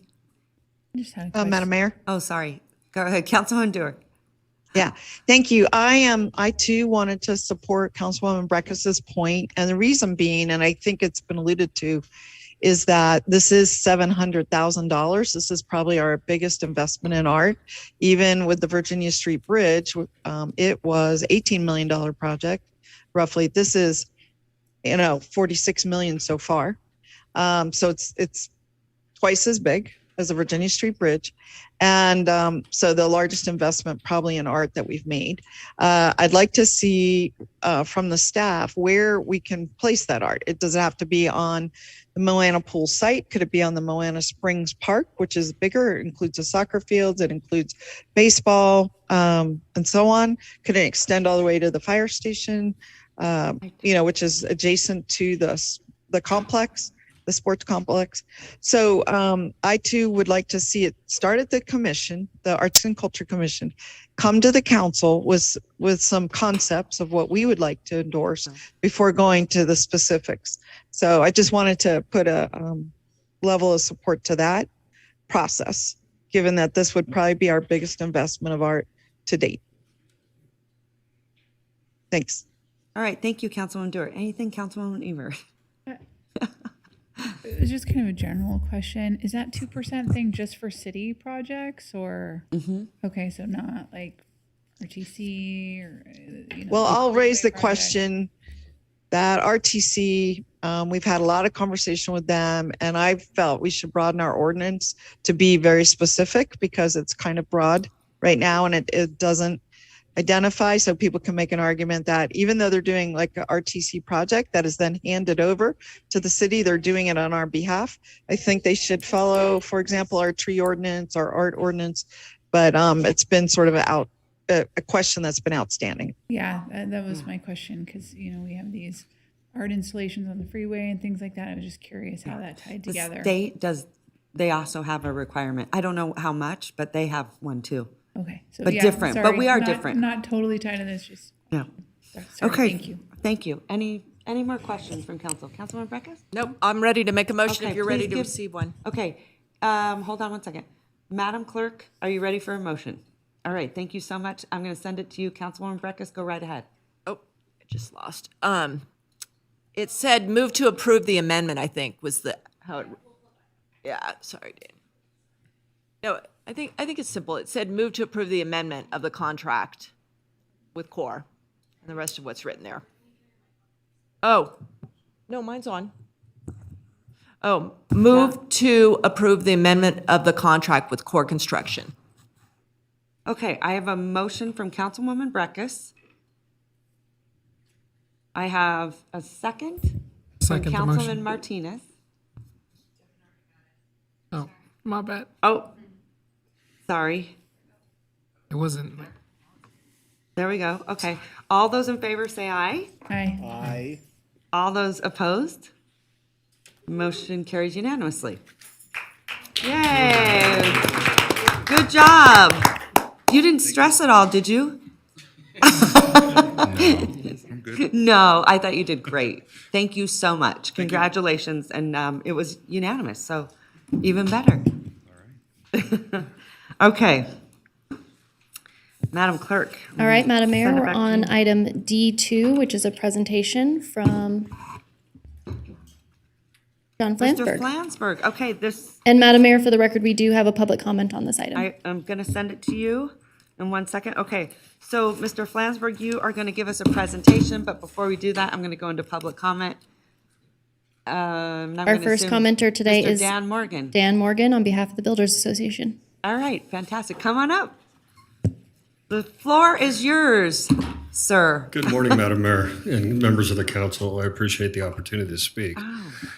I want to begin my comments with thanking the city manager and Mr. Flansburgh and Ms. Garcia for their willingness to have these discussions and discuss a number of issues that we found in the proposed restructuring of sewer connection fees.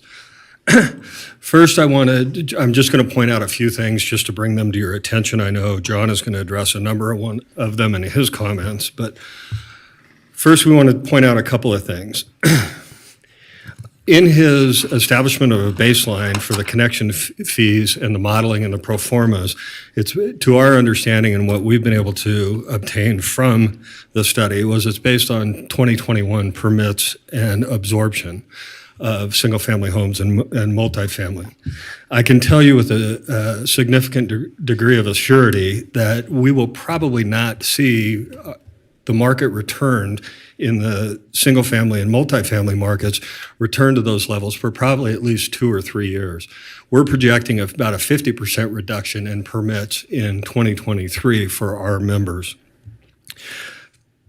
The projections also take into account and propose a 31 fixture unit threshold. As it stands today, nearly every single-family home development in the city of Reno, we surveyed 12 of them and took a look and a review at the number of fixtures they had in their smallest square footage homes. And on average, they ranged between 36 and 40 fixtures. This would result in effectively an additional 2,865 to 5,157 additional fee over and above the initial connection fee, resulting in nearly a tripling of the sewer connection fee. We would also like to ask the staff and council to take a look at the possibility of extending the connection fee payment until C of O, as the utility and the services are not being used at that time. In addition, we would like to recommend and assist in the reactivation of regularly scheduled sewer enterprise fund meetings and the possibility of a creation of a sewer or a industry type committee that helps to assist in the monitoring of the infrastructure development and construction, as well as the connection fees and the revenue that is coming into the fund. We are not, and I want to make this very, very clear for the record, we are not opposed to increased sewer connection fees. What we would like the opportunity to do is extend the timeline on this about 30 days to work further with staff to develop and work through the modeling and the structure of the fees and the revenue so that we ultimately solve what has been a 20-year problem that could potentially be a 30-year problem, so we can solve a combined 50-year problem once and for all and not coming back and revising time and time again and opening up chapter 12.16 in the code. So I'll be happy to answer any other questions if anybody needs any additional detail. Again, I can't thank the city staff enough for their cooperation on this. Thank you, Madam Mayor. Nice job. I really appreciate the feedback. Okay, Mr. Flansburgh, it's all you. Good morning, Madam Mayor, members of the council. For the record, John Flansburgh, Regional Infrastructure Administrator. I do have a presentation today, so we'll get it going here quickly. Just want to say that my item is not near as flashy or splashy as Justin's. Cannonball, right? I think we should have a dive competition, though, when we open the pools. All right. So today I want to be clear. I am not asking for any actions today on this item. This is an item that was coming forward. I want to cover a few items as addressed in the previous meeting. I want to clarify some of our current business practices and then present the items for future policy discussion. So there was an item, and this would fall under our practices, the capital improvement project planning. And so I think that we get confused sometimes capital improvement planning or projects or programs, CIP, with our consumer price index, CPI. And those are different and not related items. And so with this, I want to decouple that conversation. Our process is staff and consultants are looking at that long-range 20-year type plan, and you'll notice in this graphic that 20 is kind of fuzzy out there, right? Because we're really looking out that long range, making our best determination. We get that through things like the facility plan at the wastewater treatment plants, and then looking at our collection system. The items and projects that come in the 20-year plan are then synthesized down into a 5-year plan. And that is where we work often on the 5-year plan. We incorporate those projects from 20 years, and we bring in some projects that come in that may not have been anticipated that have come to our attention since then. And from that, we come into what would be our annual budget process, where we're looking out at the 2-year, maybe a 3-year window. And we're looking for both funding. This is when we actually fund the projects for construction and design. Not to be confused, though, with consumer price index. And of course, we've been hearing a lot about inflation because of the historic high inflation. We've had fairly low inflation for years, but the whole reason that we put a CPI, consumer price index, is one, it is a best practice for utility rate setting. We are just trying to maintain the base of what our funds were planned for, both our operations and for the capital projects coming forward. Yes, adjustments may go up or down. We've mostly seen up. There's been a few times we've seen something adjust slightly down. But what this really does, and the reason it's a best practice, is it helps avoid having to do a large one-time increase. So on our user fees, for instance, where we have incorporated the CPI, the Consumer Price Index, we brought that rate structure to the council in 2011. We have not, and the rate structure had 4 years of where we had a 4+4, so an 8% rate increase to get us by 2015 where we needed to be. Beginning in 2015 and every year thereafter, we've had a CPI adjustment, and that's it. So we have not had to bring back to council on the user fee side a large increase based on the rate structure it went in 2011. And so I just think that's important. That's why it's a best management practice. Now, one of the items that came up was the ability to adjust rates based on grants. And so, of course, I do want to say that the council has the ability by ordinance to adjust the rates at any time. Currently, there are some community grants, formerly known as earmarks, that the city of Reno will benefit from. There was a $1 million award, and I think I mentioned this last time, for a septic to sewer conversion in Island 8. There was a $3 million community grant for Tumwharf for a capital improvement program at Tumwharf.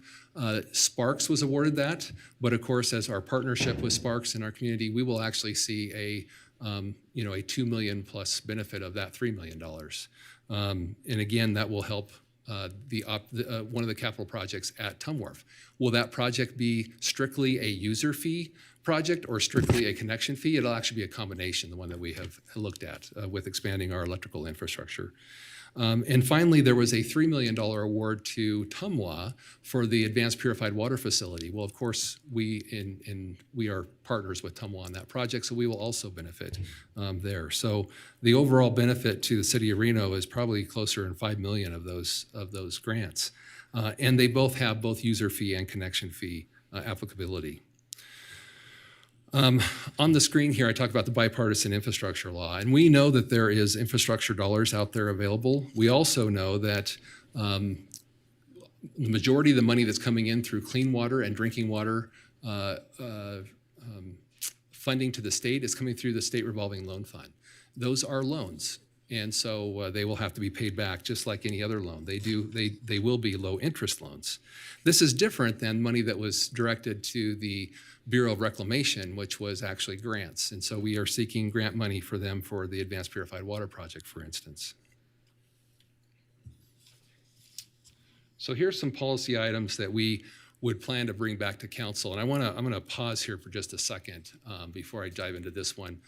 We met with Kayla Garcia and I met with Dan Morgan last Friday, and we went through some of the items that they had. And one of the items that Dan brought up was, some of the ones that he brought up today were, fixture unit counts. That was the just concerns about needing to take some time. We're going to have some code cleanup. And so although I'm going to start entering to items that would come back to council, one of the things I do think we would also need to bring back to council is some additional work on 1216 within the code. And there are a few code cleanup items that we could do.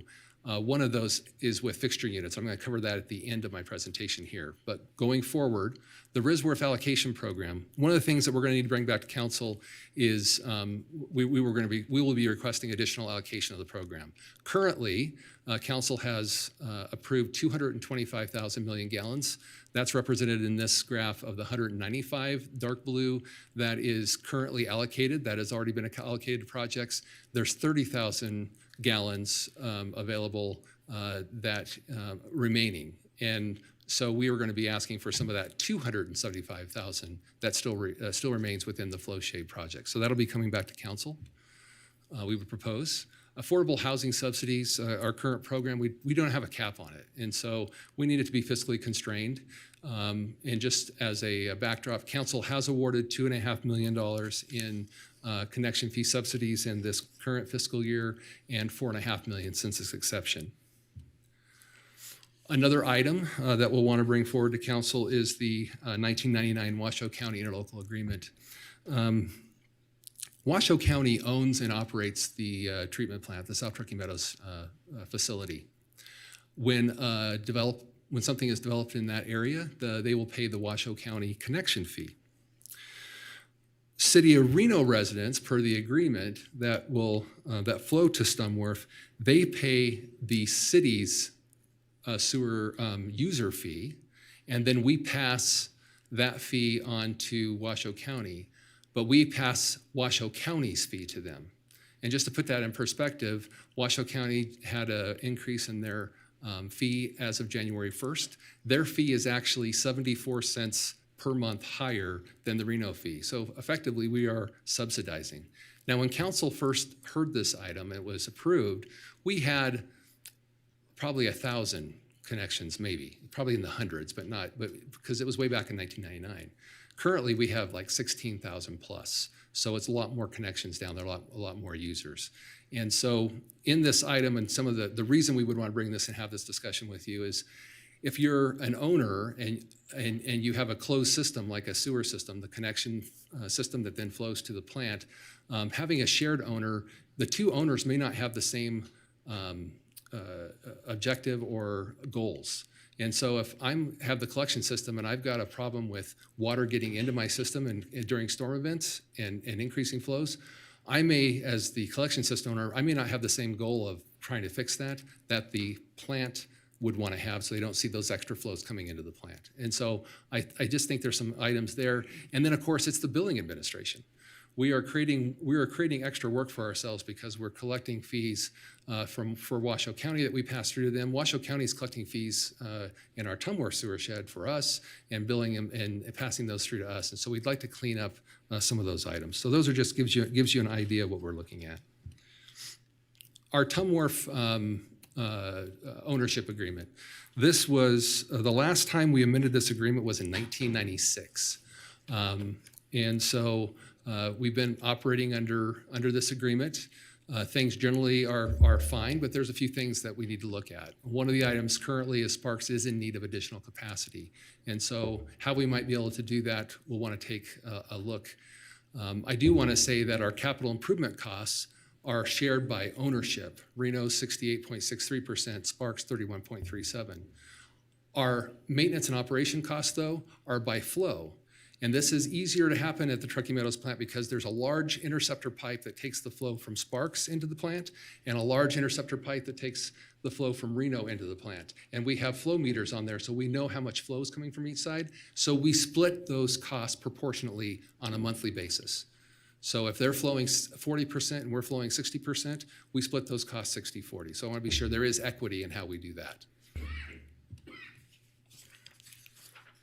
And then finally, septic to sewer programs, we've had some discussions on that. Staff is researching and will look at best practices from other communities. We want to bring that back to council. We currently have about 1,100 homes or so in between islands 8 and 18 that we'd want to take a look at and see how best to do that. Island 8 Probably should have thrown a graphic up here where Island 8 is. Island 8 is down off of Audie, just to the northwest of Audie and 395 in the little quadrant in the Montello area. And Island 18, of course, is up off of West Plum Lane, and so it is primarily south and west of Plum Lane to McCarran. And then, just to address the question, I talked about the fixture units. I want to see if I can get the overhead.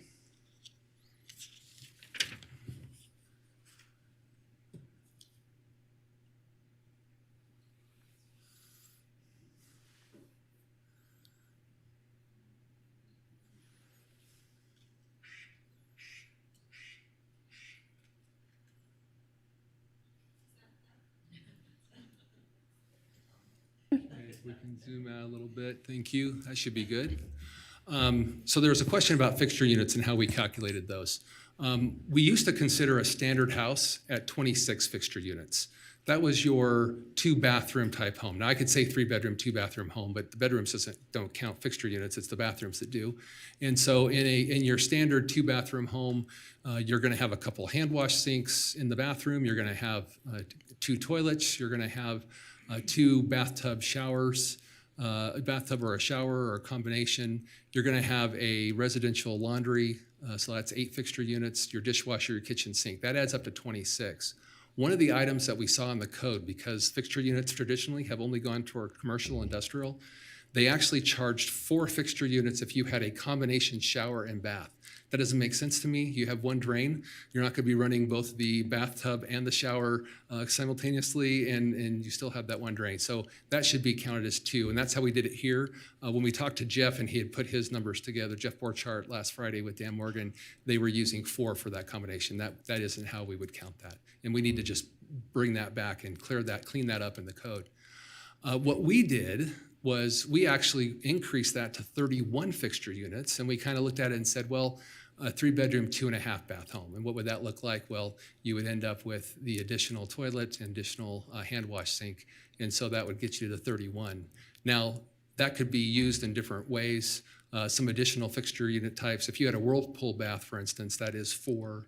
A laundry sink comes in at 4, and a bar sink or wash-up sink is 2. So there are some other items there. But I do agree with Dan. I think we could look at the code, and I think we could see how we might clean some of these up and just make it more clear as it relates to some of the residential uses, since those have been done in that manner in the past. So again, I would see that as an additional item we bring back to council. If we can go back to the presentation.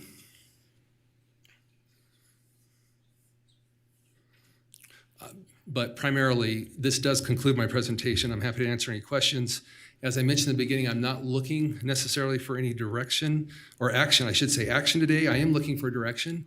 And again, this item was requested at the last council meeting to bring back kind of a roadmap of how we see policies and things coming back to council in the future.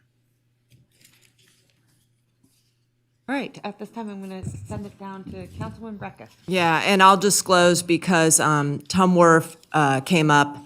My husband, Armando Ornelas Jr., is the Community Services Director for the City of Sparks, and under his chain of command is Tom Worf at this, and that's in his employment situation at this time. So I'll just disclose that. But I want to say, one, I thought your memo was good and your presentation was good. So we all know what's ahead of us, and I'm very excited about that. I don't want you to get too far ahead of us, though, on some of these issues for us to get broad policy direction, because we're the policy body. And this is a fiscal issue, but it's also policy. And just on the issue of where do you get the break in connection fees? Housing is a priority here. Getting housing that our people can afford is here. And the builders, while they may have an issue, their issue is making money, and what makes the most money in this most recent development cycle is luxury. Multifamily aside, on single-family detached product. Luxury. Well, what Reno residents need is not luxury, because not everyone can afford luxury. So the policy of this body may be to put a higher hookup fee on luxury, and maybe at some point that can pencil better for non-luxury. and luxury gets into, how many fixtures do you have? So I think there's arguments to be made in terms of how it's calculated, but I very much did appreciate the micro units and the fixture count to advance other policy goals. And we cannot take this as a fiscal and engineering exercise alone. We need to conceptualize this as meeting the broader public need, which is really housing. And, we haven't done a lot on housing lately, and we need to get there. So I see policy values in that, but I like everything else you brought forward. Island 18, everything, I think that's good. I just would like to have a little bit more juncture of each one before you go negotiate with county counterparties, so you have some marching orders. But it's huge. We have 1,100 homes on septic in West Plum Lane. They're islands because they were annexed, and they were county unincorporated annexed islands, and we had to annex. The jump up to 16,000 in Stumworth and losing that money just to having everyone else carry that load is beyond. I've vented about it so many times here. The flow shave is getting concerning to me, and I really do want to understand, because that gets into the Tumworth deal. Because it's always, we've got extra capacity to send to Sparks. Well, we're sending some amount over there from Risworth sewer shed area. So we're losing it. Maybe it's not that much, but also we want to meet our infill demands. We got Mr. Jacobs here saying he's going to build everything in the world, and I don't want to see us get short because we sold it to Sparks to then sell it out to Spanish Springs in the county, who they cut off, by the way. There's a lot to this that I think needs to get vetted before they start cutting deals with Sparks. And so, great. But those are my thoughts from one body, member who's been focused on this for a long time. But I think you're doing a good job moving us forward on this issue that is so important at this time. Thank you. All right. Thank you so much, Councilman Breckus. All right. Councilman Martinez. Yeah, I just did want to say I appreciate you coming up here and meeting with us individually to kind of go through the plans and what's happening. I'm just wondering if you can, because I don't have as much knowledge on the program, if you could talk to me a little bit about the septic to sewer program, what that entails and what it's about. Thank you for that. So septic to sewer is in different communities, they have their septic systems set up. And as communities have expanded, you don't want to have the septic necessarily, especially if it's higher density, because it can contaminate the groundwater table, for instance. And so typically those kind of programs are set up to possibly give some incentives to those who are on septic to hook into a sewer system. But often, because they're on septic now, the sewer system was never brought to them like a development is today, where they extend the sewer out to there, and then people are hooked up when they purchase their homes. All that is in place. And so in this program, we would actually be the ones extending sewer out into a neighborhood, for instance. And a lot of times those are set up in different methods, and I don't want to necessarily go into specific details, but someone's got to pay for that, right? So sometimes it's some sort of special assessment district is set up, and so that goes against each of the parcels. And then again, maybe there's some incentive of waiving connection fees or something that goes into that.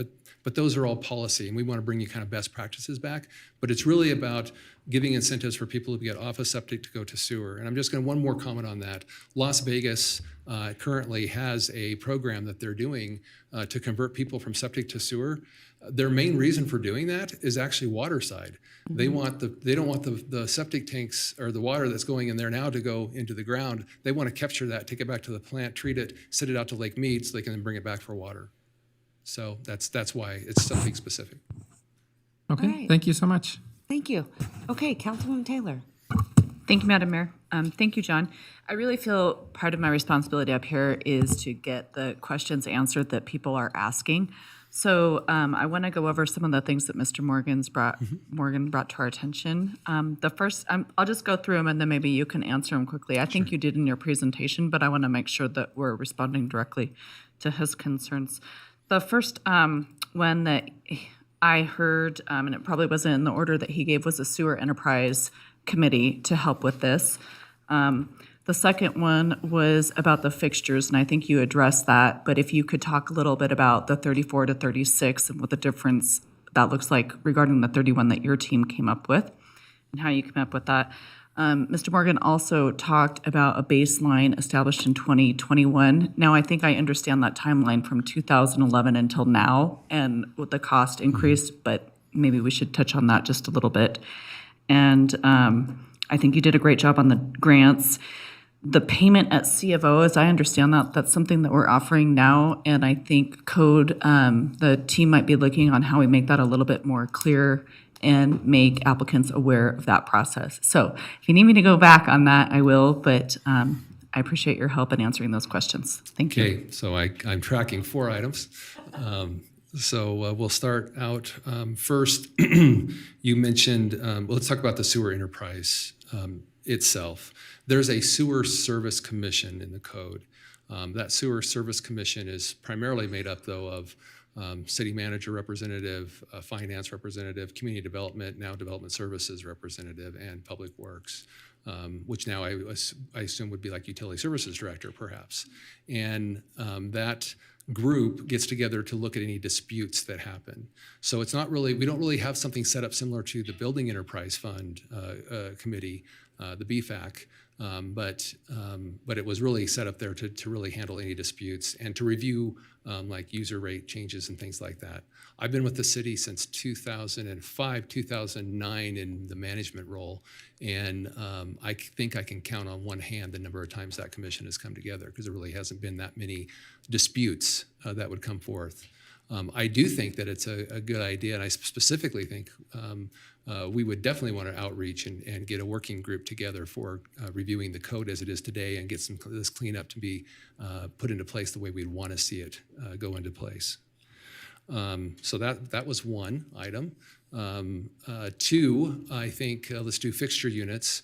They were using, Jeff Borchardt was doing some of those analysis, and Jeff with Toll Brothers, and he was using 4 for that combo shower bath. If you had that and you had a 3-bathroom unit, that would take out 4 fixture units right off the bat. Again, I just want to bring back to the attention of the council, when we had this workshop in 2020, and I was working with Don Tatro at the time and Builder Association, and the thing that came from the public was, well, why is it one single family rate regardless of size of home? And so we were really looking at that to say, well, what would that look like differently? We were actually looking to propose maybe like cutoffs for different rates depending on how many fixture units. But it really came out pretty clear. Well, if you allow so many fixture units and then anything above that, standard would then be extra because people had different amenities. We thought that was the most fair and equitable way to do it. And I want to be respectful of other council members' time, so maybe we can answer the other 2. Okay. Madam Mayor, is that okay?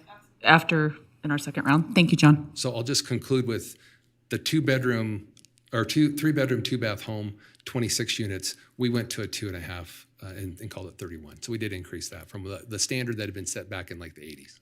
All right. Vice Mayor Reese. Thank you. And Madam Mayor, my comments will be brief. Number one, I do appreciate, Mr. Flansburgh, your willingness to continue to work with the stakeholders, because I want to make sure that folks understand that my desire to move forward today on the item is not foreclosing the possibility that you might continue to have some of those important conversations. So Mr. Morgan, I think, is a very thoughtful member of our community and represents a number of folks that are doing outstanding work. And so they want to make sure that their voice is heard and that they have a seat at the table.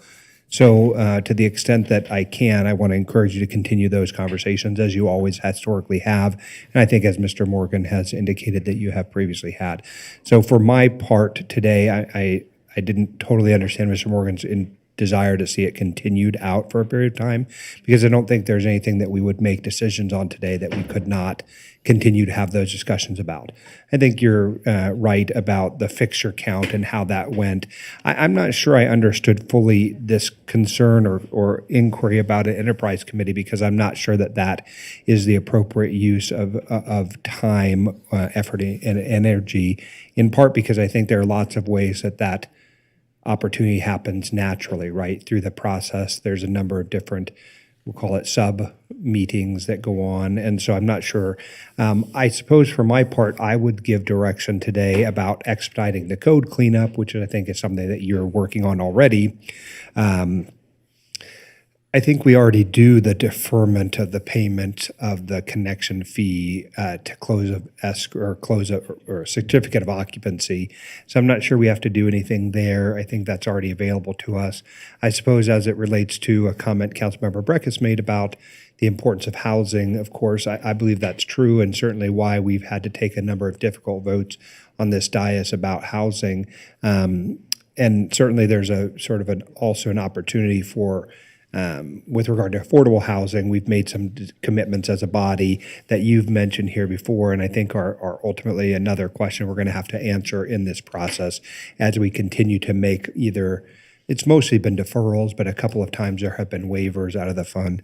I think too that it's important that every time we approach our budget cycle, that we are having these kind of reviews, right? So that a review of this as a separate element of our budget each quarter or in Q1 of the years in which we are continuing to evaluate our budget is also an important policy direction that I think that you should take from this conversation, because that then takes up all of the arguments that are related to changes in the economy, changes in the way that the building permits are going out or not, takes the pulse of the market out of it, and it allows us to have those conversations. I'll also say, for the benefit of my colleagues, I do think that the way that the memo has analyzed the different ways that you could budget forecast, I suppose, on the CIP side is an important part. And again, I leave that to your more experience and learned direction. But I do think it behooves us at budget time to be inquiring of those things and making sure that we understand them. So outstanding presentation. Hard to make sewer as fun as pools, but you're doing your darn good job. All right. Councilwoman Dewar. Yeah, thank you. Just a couple items. I think a lot has already been covered. So I wanted to ask or get on the record that there's more than 1,000 septic systems. I think it was mentioned over 1,000 just in Island 18, which is Plum Lane. But I know there's other parts of town too that have septic systems. And I think when I last talked to Mr. Flansburgh, I thought he said around 4,000, but maybe it was 2,000. But anyway, it's more than 1,000. And so I didn't hear in the presentation, but I might have just missed it, any mention of this program, AB 54. I was actually instrumental with Rosemary Menard over at the county in getting this bill passed, which would provide a loan program to allow residents to change from septic systems to sewer systems and be able to pay that over 40 years. The county has the responsibility for managing the program. So I really think we need to have those conversations. That program was passed in 2009. And to my knowledge, nobody in the city of Reno has been able to access that program. So I think it's been around over 10 years. We have an opportunity to push forward and get more people converted, and I think we should take advantage of it. So when you come back, Mr. Flansburgh, I'm hoping to hear a little bit more about that. The second thing is the fixture count. I just wanted to say, and I don't know if this is true, but many, many homes have been built in South Reno in the last 2 decades. And I don't know that they are 3-bedroom, 2.5 bath. They might be 3-bedroom, 3-bath.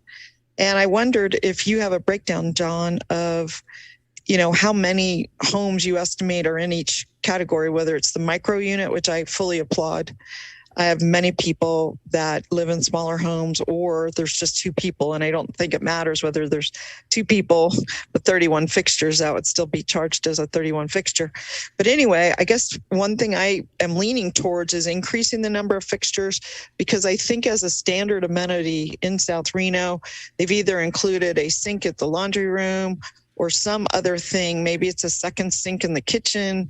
I just don't want to penalize if this is the standard, not the luxury, as Councilman Breckus talked about, but more of the standard, then I think we should recognize that. So do you have a breakdown on how many percent might fit in each of these categories? To the question, so John Flansburgh, I do not have a breakdown of how many homes would fit into each of those categories. All I have is looking at the standard that has been in place was the 2-bedroom, and we increased it to bathroom, and we increased it to 2.5 bathroom with those fixture units. And I am not aware of how that fits into homes that are being built per se, other than looking at some of the floor plans that are out there. So I'm not sure how that would play in. Again, we were looking at kind of what that standard is. If you think the standard should be increased, we certainly could look at that as well. Well, maybe your goal is to reach something like a bell curve where the micro units are 10 or 20% or 15 or whatever the number is. The luxury units are similarly 10 or 20%, and the vast majority are in the middle. And I just want to try to hit that number if we can. Okay. And I'm not saying it should be a bell curve. Maybe it's a third, a third, a third.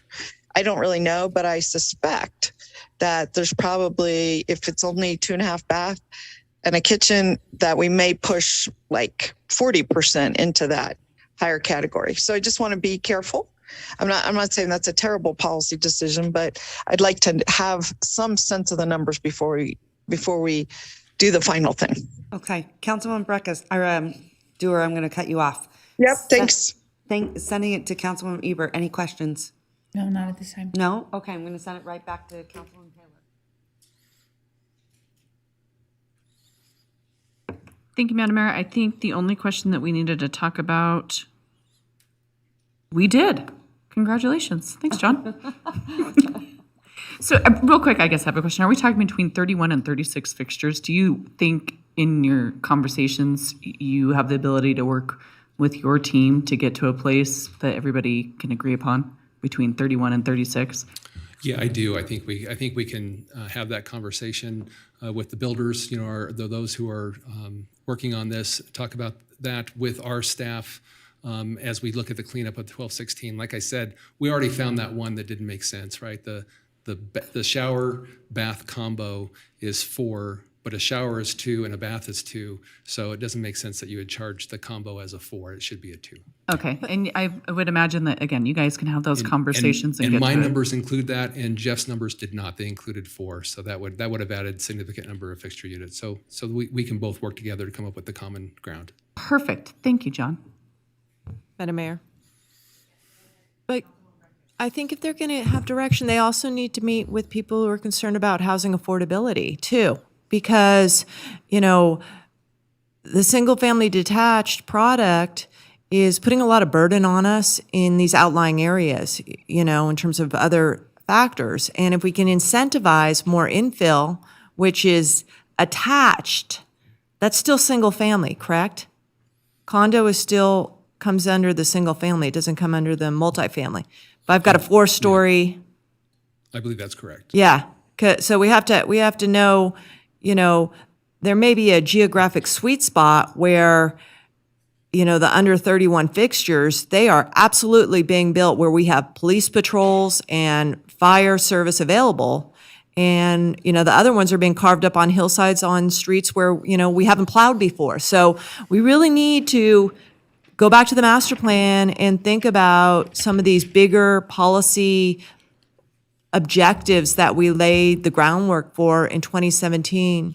One last thing about the sewers to septic program when that comes back is I'm not entirely sure that Island 8, it's been a while since I've looked on it, isn't on the path to more density in terms of, very large lots that are going to be, very much developed, probably as multifamily, because we did a fair amount of master plan amendments over there.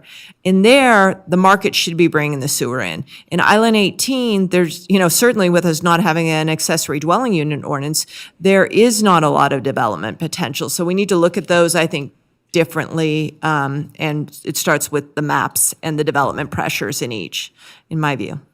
Thank you. Thank you for that. And just to back up on Councilmember Dewar had mentioned, I mentioned that there's over 1,100 homes on septic in Island 8 and Island 18. So yeah, and I just want to say to everyone, 2 properties off of West Plum Lane this last summer, a 50-year-old house was about to get red tagged because they had a bubbling leach field coming up through their yard, odor, all through the neighborhood. It was in the spring when I got involved.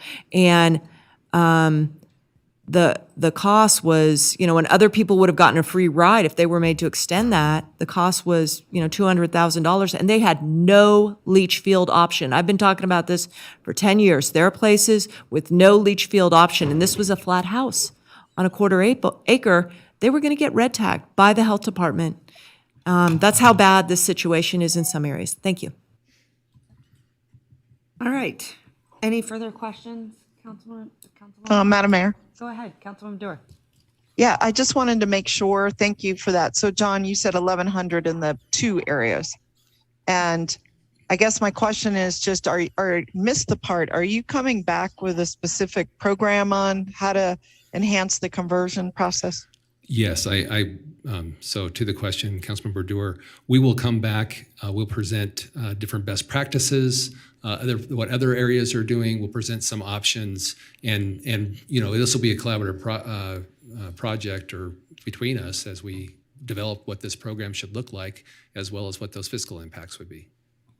Okay, great. And you'll reach out to the county, I assume, as part of this. You already mentioned that. We have, yes. Yeah. Okay, thanks. All right, any further questions? There are none. Do you want to add anything? No? I'm Okay. good, thank you. Let me ask, Madam Clerk, do you have any public comment? No? Okay. So with that being said, you are not looking for anything other than some clarity of Motion to accept. motion to accept, right? But are we clear on some of the things that we were going to add in there, fixture numbers, time of C of O? Yes. Everything? Yes. Okay. And we'll reach out and try to bring that back as quickly as we can on that item. Thank you. All right. Mr. Morgan, did you want to put in a public comment?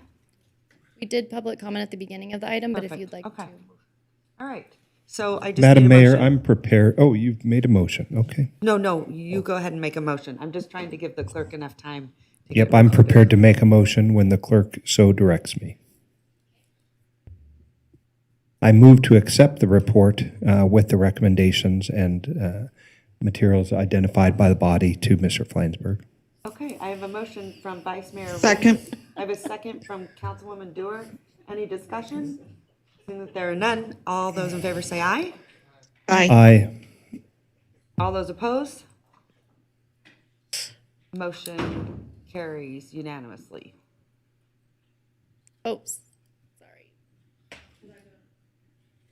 Okay. All right, good job, we did it. We're gonna get this down. We are going to get this down, I promise. It might take a few meetings, but we're gonna get there. Okay. All right. So we're moving on to item D3. We do need to open the redevelopment agency board in order to open that item. So if you're ready, Madam Mayor, we'll go ahead and Let's do it. open redevelopment agency. Okay, so at this time, Madam Clerk, I'm gonna send it to you to call the roll. Okay. Councilmember Breckus absent at this time. Councilmember Dewar, Here. Martinez, Here. Ebert, Taylor, Here. Reese, Sheevy. Here. Madam Mayor, you do have a quorum of the redevelopment agency board. Okay, Item L2 is opening public comment. We have none registered, so I'll go ahead and close that. Item 3 is approval of the agenda. all right, make it in motion. I have a motion from Vice Mayor Reese. Sorry, we moved a little fast on that one Okay. for you, sorry. I believe a second from Councilwoman Taylor. Thank you. All those in favor say aye. Aye. All those opposed? Motion carries unanimously. Okay, back at you, Madam Clerk. Thank you. We're moving on to item L4, approval of the minutes for December 14th, 2022. All right, we're preparing for a motion. I'm going to send it to Vice Mayor Reese.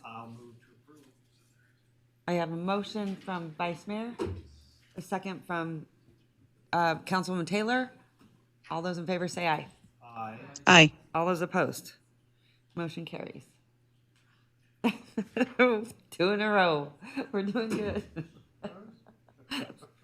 All right. All Madam right. Clerk. So now we're going to go ahead and open item L51 in addition to D3. All right, where is that? Mr. McCardle? Hold on a second. Okay, it was what? L51 and D3. L51. Okay, perfect.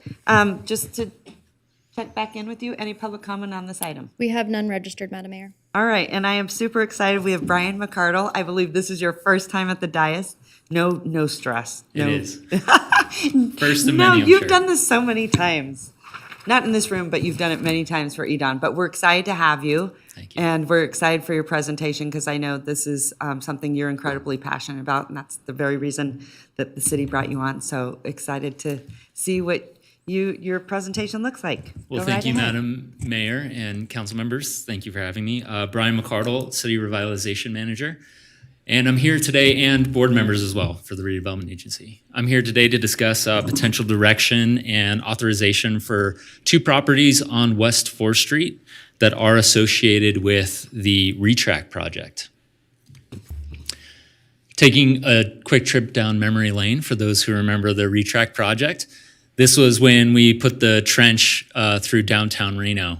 And part of that was a transfer from the Union Pacific Railroad with the city of Reno to allow for building of the trench and also temporary rail lines. And the property we're talking about in the upper right-hand corner, you can maybe see is the Nevada Dance Academy, and that's the one we're discussing. But after the project was done, the properties were reparceled and conveyed jointly to the city of Reno and the redevelopment agency, which is why we had to open both items today. And it is not within a redevelopment area specifically. Part of these properties were involved with a revenue bond. I've confirmed those revenue bonds have been paid off, and so we can now dispose of the properties as needed. And over the past few years, the city has sold off properties in this area. The retrack project goes all the way to the Spaghetti Bowl, but we're just focusing on this area just west of Keystone. I believe the first property to be sold off was the Maverick gas station right on the corner of 4th Street and Keystone right there. And other parcels have been sold off just along Chisholm Street, just north of the Elm Estate. And the ones we're talking about specifically here today are the 2 yellow parcels right at the tail end there. Currently, Eagle Window and Doors and formerly the Nevada Dance Academy are on these parcels. Just a street view of what is going on here. That is the Eagle Window and Doors. On the backside is the former Nevada Dance Academy and the parking lot that serves that dance academy. We received a letter of interest from the current leaseholder who owns all the improvements and the buildings on that property. They'd like to put a new roof and some other improvements on there and requested that they purchase the property so that they can retain ownership long term. Just further review of the properties right there. I don't think there's anything much more to say. I will say that, they're proposing no changes of use, and if there's any easements that need to be had, we'll retain those as Okay. we negotiate with them Yeah. going forward. I think that was one of the questions. And then how does that work? I guess, do we get a, what do we call it? Estimate.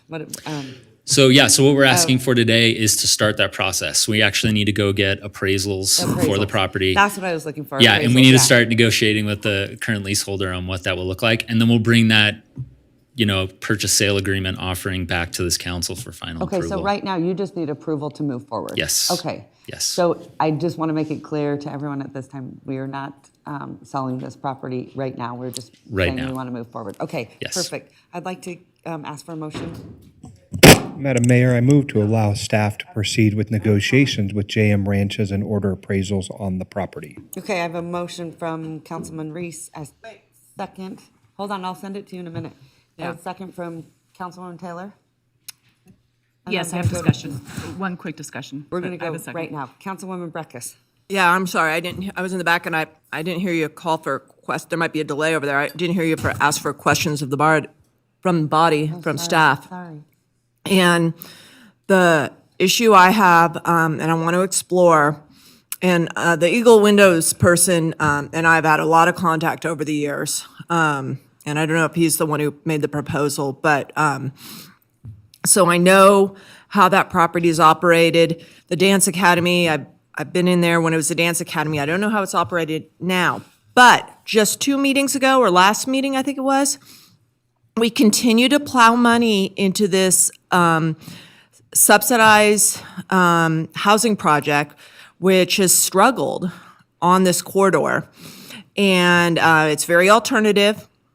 We put general fund money. I've always been skeptical of that project. They came in on some, they're putting housing on that side of the railroad tracks, and maybe in this era, housing stress, housing can go anywhere in Reno. I kind of think that, but I don't want to, work against ourselves. And so can you show from the map where that subsidized housing project is? I think it's called the Empowerment Zone, or? It is the one right next to the Maverick gas station. It was I think that was sold in for 2021 to Nevada Youth Truckee Empowerment Meadows Project. Housing Solutions. Okay, so we're going to be a couple properties over. The zoning has changed a lot over the years. What industrial uses are allowed on those 2 properties? Right now, I would classify them as one sounds vacant, maybe outdoor trailer rentals, right?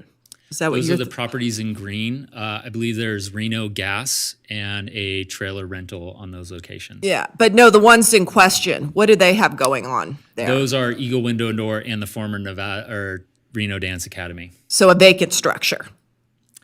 I don't know if it's one structure, but the former Dance Academy was on the backside of You that can always, structure. for future reference, you can always pull active business licenses for properties and do a rundown that way, because that's what it is. If someone's in there doing something and don't have a business license, they're not doing something, right?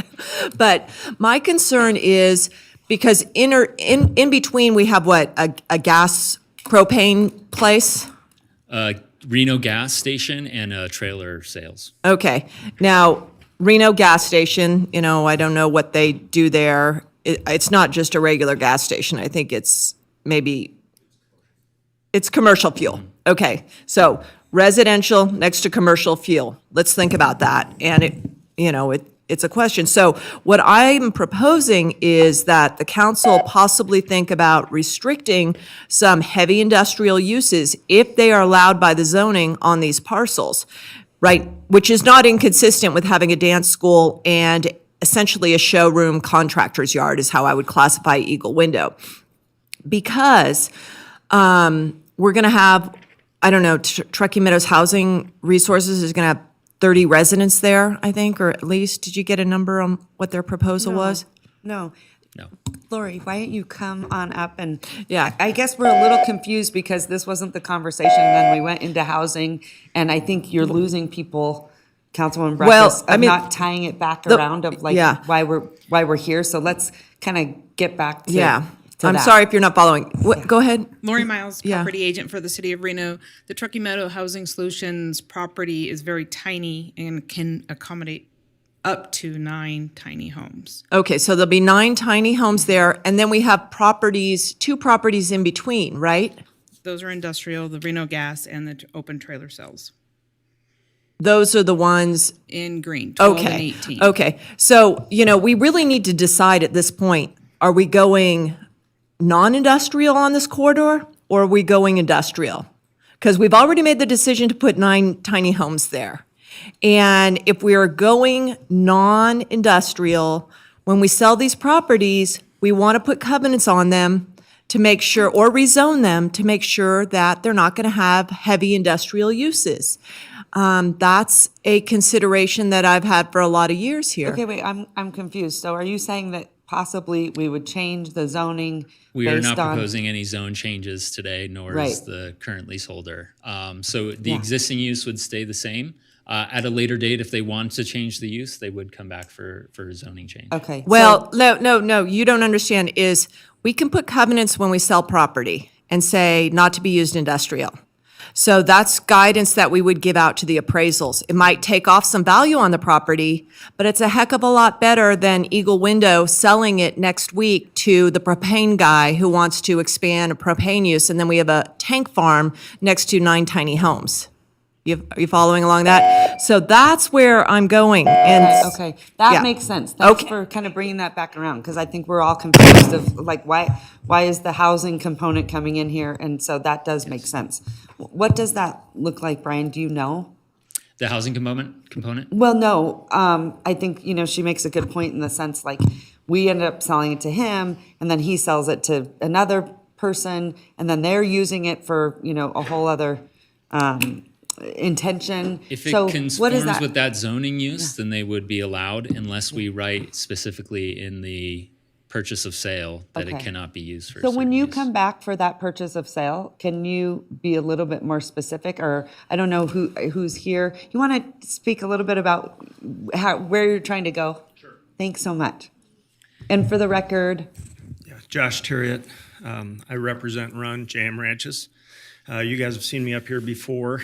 I'm the guy buying old warehouses on 4th Street. So, oh, that's right. Okay, I remember. Yes, recently the Reno Brewing building, and We gave you petitioned to the give me variance, or yes, I think the alley. The alley, yes. Yeah, how's that going? We're making progress. Okay, good. Yeah, so we're getting there pretty Okay. close. But our intent right now is just to restore that warehouse.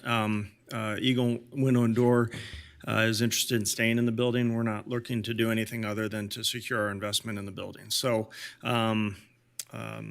as it was mentioned, there are components of the building that are dilapidated, and need replacement. Yeah. The roof is a $180,000 investment. I don't have any immediate plans to do anything other than to clean the building up and restore it. And keep it rented in those Correct. uses? That's correct. Yeah. Okay. The lot right now, I think there are some easements there that inhibit any sort of major development there. And our plan is just to continue to use it Really, as so is. the intent is you come back and stay within the same use? Nothing yes. changes? Yeah. Okay. For the near term, and we don't have any alternative plans other than to justify our investment in the structure, knowing that we're not putting good money after something that's going to be torn down. So Okay. All right. Thank you so much. So I understand now. So we have a motion and a second. We Yeah. have discussion from Councilwoman Breckus. Madam Mayor, I have a moment of discussion Go as well. go right Moment of ahead. discussion too. Thank you, Madam Mayor. Look, some of these things are, I think, perhaps not what the agenda item was intended to discuss. So I want to just refocus and think about our disposal policy as a city. I think I've been involved in the sale of all of the parcels in blue on the map. And we have a disposal policy that says that existing users and adjoining users essentially have some preference in our policy directions to make sure that we utilize the spaces to the best of our ability.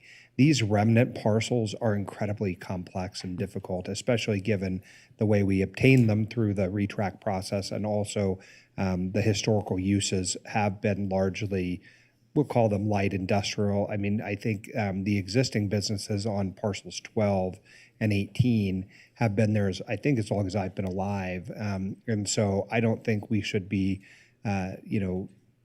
changing their use around them. Those businesses have been existing and have existed along this historic highway for many years.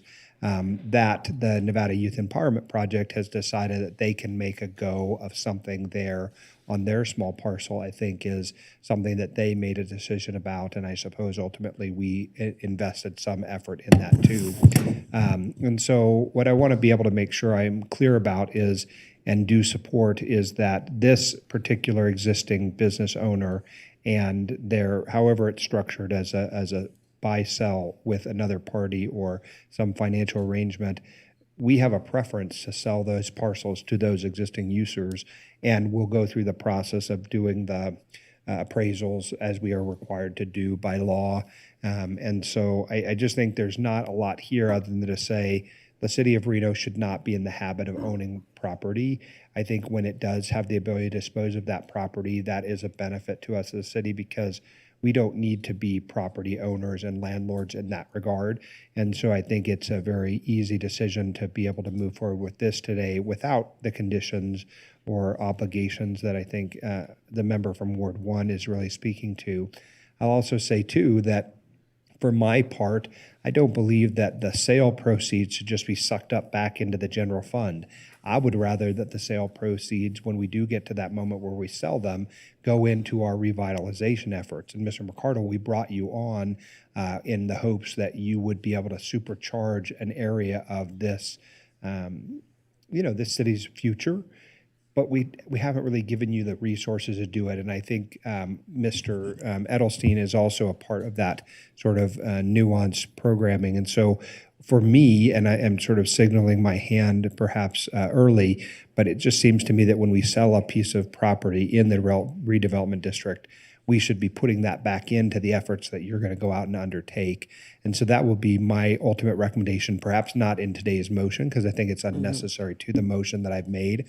But when it comes back, please know that as my colleagues will understand, that will be my interest, is seeing those monies kept within some broader pool of money, which would allow for the redevelopment and revitalization efforts that you are undertaking as a department.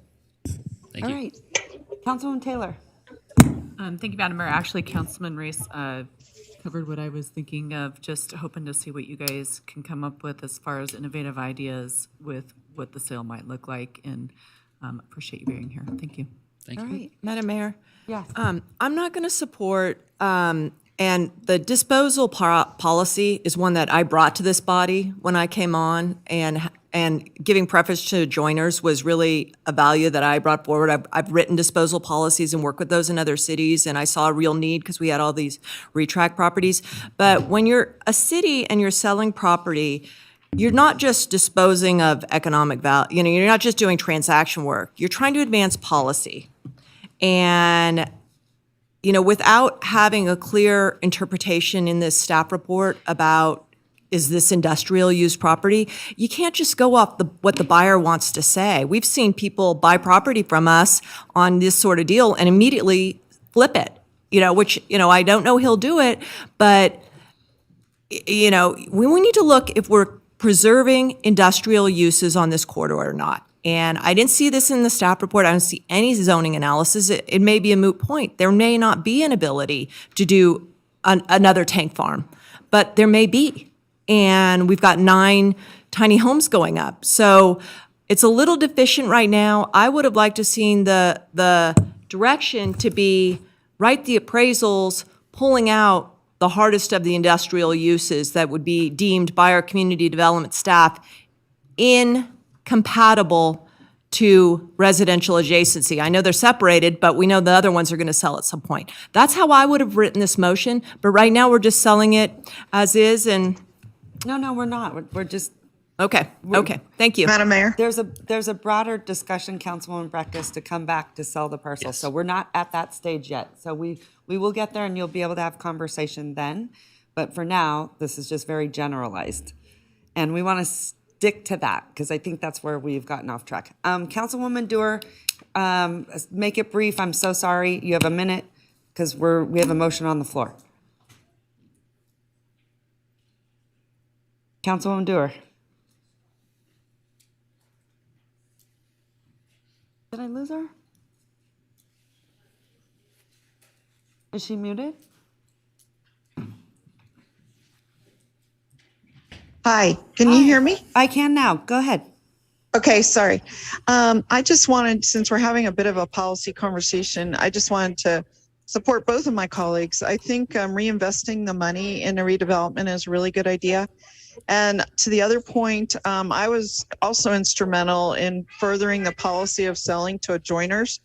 However, I think with our new redevelopment team that they should have an opportunity that if they want to bring forward a vision, let's say to develop a certain kind of area with properties that we're selling, that they should advocate for that.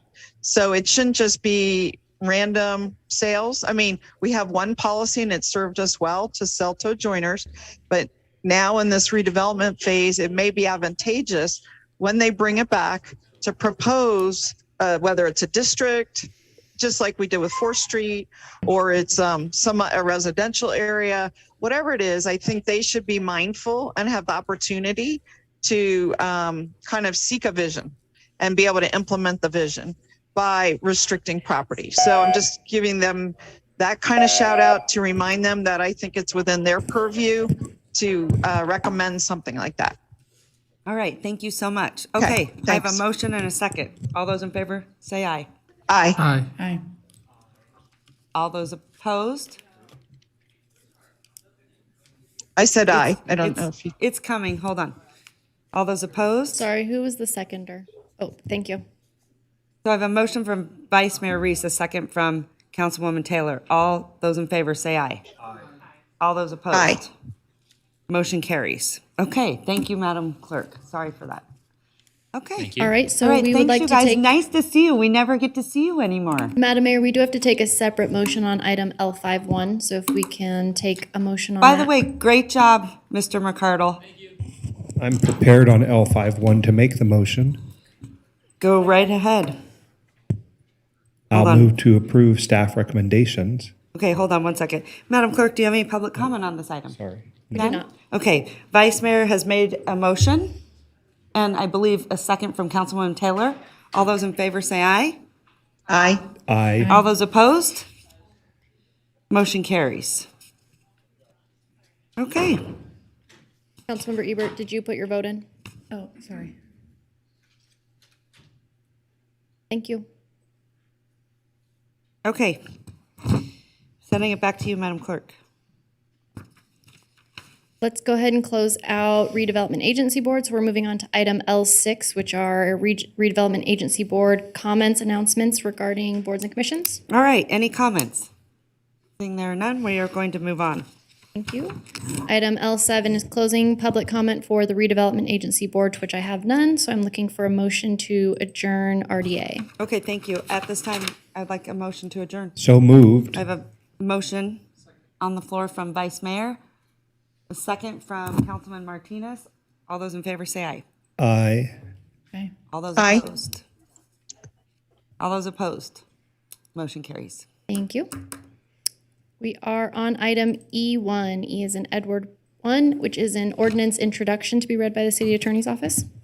All right, I'm going to send it over to Carl Hall. Go right ahead. Hey, thank you, Madam Mayor. Ordinance introduction, bill number 7228, ordinance amending the Reno Municipal Code, Title II, Chapter 2.08, to modify the frequency and number of required meetings of the Financial Advisory Board. Okay. Any public comment? Madam Clerk. We have none registered. Councilwoman Breckus, go ahead. Yeah. Well, let's get a little explanation on why we're doing this. I mean, Yeah. finances are important. Talking about finances is important. Why don't we want to talk about finances more? All right. Madam Mayor, I'm Let's- not seeing anyone jumping up from staff, but I'll just tell you, because I am the liaison to the Financial Advisory Board, that the Financial Advisory Board members have really requested this change in really two ways. One is because they have had some issues over time with the quorum, and two was about the question of whether they have to meet every month. And I don't think they believe they need to meet every month. They believe they can meet sort of as needed. And as Ms. Van Buren makes her way to the dais, I think she can confirm that it's just a matter of sort of harmonizing. Some of the boards have very exacting requirements about how often and frequently they must meet. Other of our boards have less rules. So it's sort of a harmonizing of the rules and also an acknowledgement to the Financial Advisory Board members about their desire to be a bit more flexible with their calendar. Sure. Would you And- like me Go to ahead. address it a little bit? Okay. Yeah. Vicki Van Buren, Director of Finance. This is a request that the Financial Advisory Board had requested that staff bring forward. They took a vote and a motion to bring this forward to council. The actual meetings are set by ordinance for the Financial Advisory Board, and it currently states that the board must meet monthly. And so there are times when council is not meeting or taking a break, such as in June and July, where we don't have some items that are current for the board, but they still have to meet. So we're not allowed to cancel a meeting just because we don't have any items for the board. We still have to go ahead and meet. And there are times when we know we won't have a quorum around the holidays and such. but we still have to meet. And so the request from the board is just not that they wouldn't intend to meet monthly, but they would have the flexibility to cancel a meeting here and there if needed. The way this is written for what's presented to you today is they would meet a minimum of 9 times a year. That doesn't mean they couldn't meet 12 times a year. It just means that they would have a small amount of flexibility. Okay, Okay, so, Madam Mayor. go ahead. So we don't open up ordinances a lot, and we've never opened up this one in the 10 years I've been on. But, you know, Section 2.08474, related to the board, says review of board performance. The performance of the board shall be evaluated by the city council a minimum once every 3 years. The council shall conduct such a performance evaluation between January and March for the purposes of determining the need for the continued existence of the board in accordance with the following. And there's 5 things, you know, objectives, board is needed and used, board operates, and so on. So, you know, rather than tinker with this tiny thing, which calls into question all the other things that the council should be evaluating every 3 years and hasn't, let's go through that process. We don't have an audit committee. The county over there, they have a subcommittee of the commission that serves as the audit committee. I always understood this was a substitute for the audit committee. And I'd like to see them have more robust roles or be a hybrid subcommittee of the council, because I don't, and I served as the liaison, I see need for a more stronger role in this area. But I want to even take a step back off of that. We had 2 comments today from people from the Civil Service Commission, or Senior Citizen Commission. They don't like the way those boards are operating either. I've been raising consistently questions about the NABs. We need to do a full-scale analysis of our boards and commissions, how they're doing and how they're not, and not tinker on the edges with things like how often they meet, particularly when we're negligent in administering the ordinance here. Okay. So I object to this strongly. I think this is not well conceived. If we want to tackle the finance board, tee it up as being compliant with 2.0474. I don't like being non-compliant with something we're supposed to do every 3 years. All right, Councilwoman Breckus, first of all, again, I think we tend to get off topic. This really was something about they don't feel that it's necessary to continue to meet as frequently. Some boards do, some boards don't. I think, you know, it just all sort of depends. I think that's a different discussion of bringing back on the agenda of looking at some of those other boards. I think, you know, you make a good point there. Some are working well, some don't work so well. I think there's, you know, some work to be done there. So I want to leave that separately to this issue at hand. And then we could put it on the agenda to talk about that, because there are some things I'd like to bring up with some of the other boards and commissions for sure, because some don't even meet, right? Like the stadium board and some of that stuff. So I think there is some validity there and some cleanup. So thank you, Councilwoman Breckus. Did you give me a motion?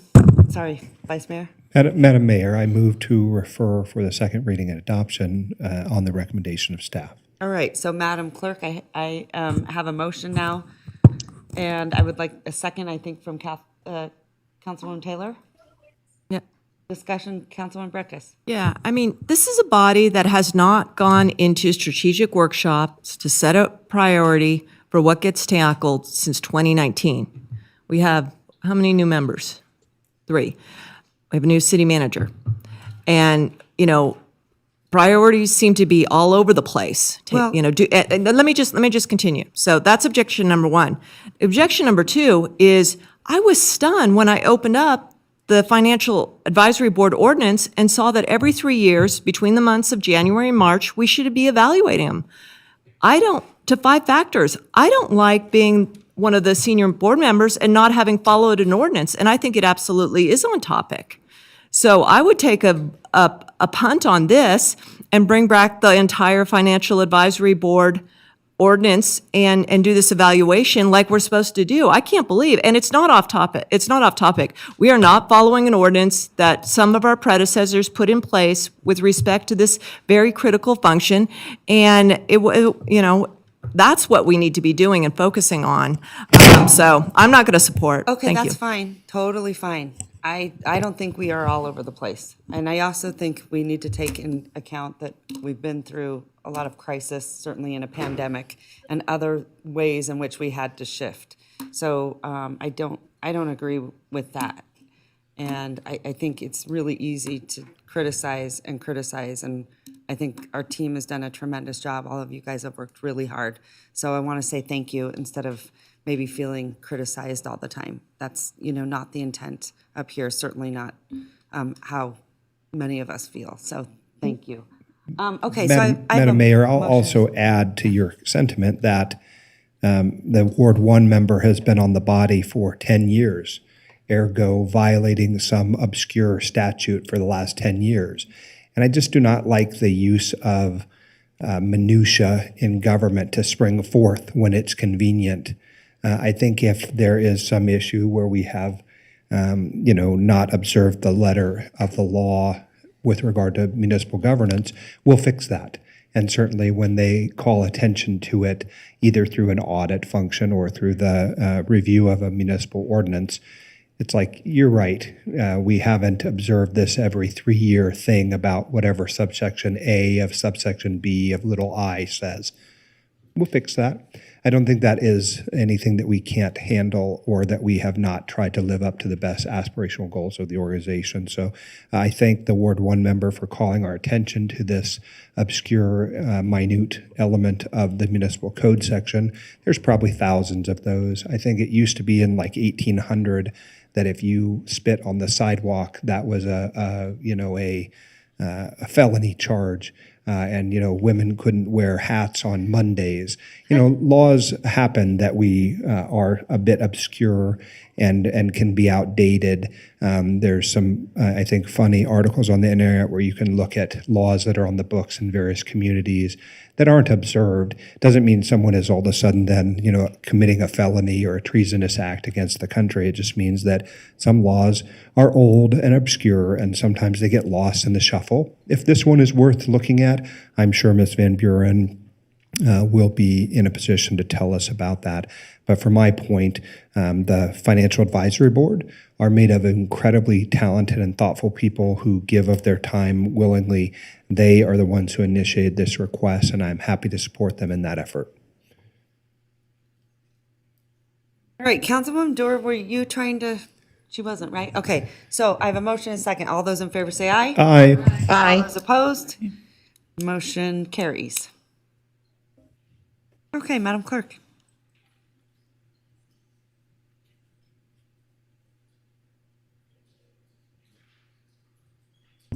Okay, we're moving on to ordinance adoptions. Item F1 to be read by the City Attorney's Office. Additionally, Madam Mayor, I do have a public commenter in the audience on this item. On this item. Okay, perfect. I'm going to send it right back to you for public comment. Go ahead.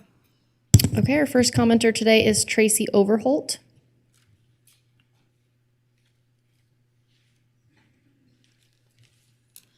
Good afternoon. My name is Tracy Overholt. I live on West Golden Valley Drive, and the recent development out there have personally impacted my family's quality of life. And the project that you guys are discussing down on West Golden Valley in North Virginia, the Golden Valley Commerce Center, that's just going to add to the problems we are already having out there trying to get around. Traffic is terrible, and I know it's going in right behind or right in front of a housing development that's down below me. And I know they're saying 210 feet from the railroad to the opposite side of the railroad. My house is 810 feet from Chewy, and it is lit up like the 4th of July at night. And I just don't want to see this happening to other residents out there. It's horrible. It's impacted our sleeping, our just everything. I do have pictures, and this has been a couple years contacting Chewy and the city board, not you specifically, but regarding the impact on our lives. And nobody's listening to us out there. Nobody.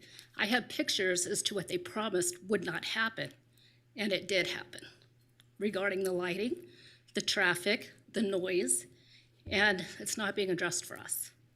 And that is going to impact us even more with the traffic and the families that live there. Have there, maybe city manager, maybe you can kind of bring us up to speed. Have there been discussions with Chewy, and I'm assuming we had something in place, and are they following it? We do have conditions of operation in Conditions, place, yeah. and I know that we are presently monitoring them, and they are in the process of, through the code enforcement folks, we have people monitoring, and I know that they either have or are contracting with sound engineers to make sure that we're meeting the standard that is in place right now. Okay. So I know that there's an active effort out there with code enforcement to make sure that they're complying with the standards of operation that are appended to their license. Have they had code violations? Do you know? They have. They have. Yes. Okay, that's problematic. And it's still happening. Okay. Thank you So- for bringing that up to us. You're That's welcome. really important to know. So the traffic is another big one, like I Yeah. said. It needs to be addressed before the problem gets worse out there. Yeah. It's like a truck last month broke down right there by Golden Gate at that intersection, North Valleys not North of the Valleys, North Virginia and West Golden Valley. We had nowhere to go. We were stuck in that traffic for 45 minutes. They've got a median on one side of it. You can't go over it. You can't go around it. And that's where that truck was stopped. Okay. Thank you so much. I appreciate that. Is that RTC? Is RTC? And can you get me a memo? Yep. I'm going to have city manager get me a memo. I'm going to follow up. Okay. We will follow up with you. All right. Okay. Thank you. All right. Thank you so much. Okay. All right, Madam Mayor, with that, we have no additional public comment, and I have not received any correspondence, so we can have the city attorney read the ordinance if you are prepared for that. Okay. Go right ahead. This is ordinance adoption, ordinance number 6444. Case number LDC 23-00022. Golden Valley Commerce Center zoning map amendment, request for a zoning map amendment from mixed-use suburban MS zoning district to the industrial commercial IC zoning district. The plus or minus 6.08 acre site is located on the southeast side of West Golden Valley Road, approximately plus or minus 298 feet southwest of its intersection with North Street. Subject site has a master plan land use designation of industrial I, Ward 4. Okay. All right. Any questions from council? Councilman? Madam Mayor, I'm prepared to make a motion. All right. Go ahead. I move to, or I'm sorry, let me give Go ahead, staff the opportunity to catch up. Madam Clerk, we're prepared for a motion. Madam Mayor, I move to adopt. All right. I have a motion to adopt. I have a second from Councilwoman Taylor.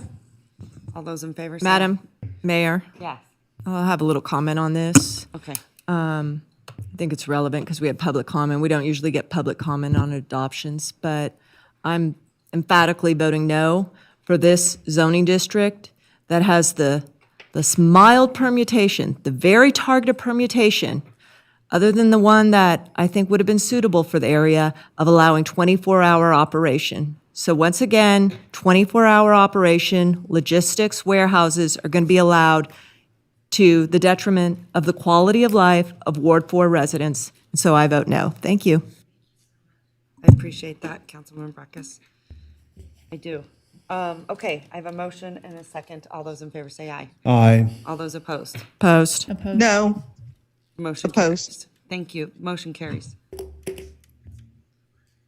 All right, Madam Clerk.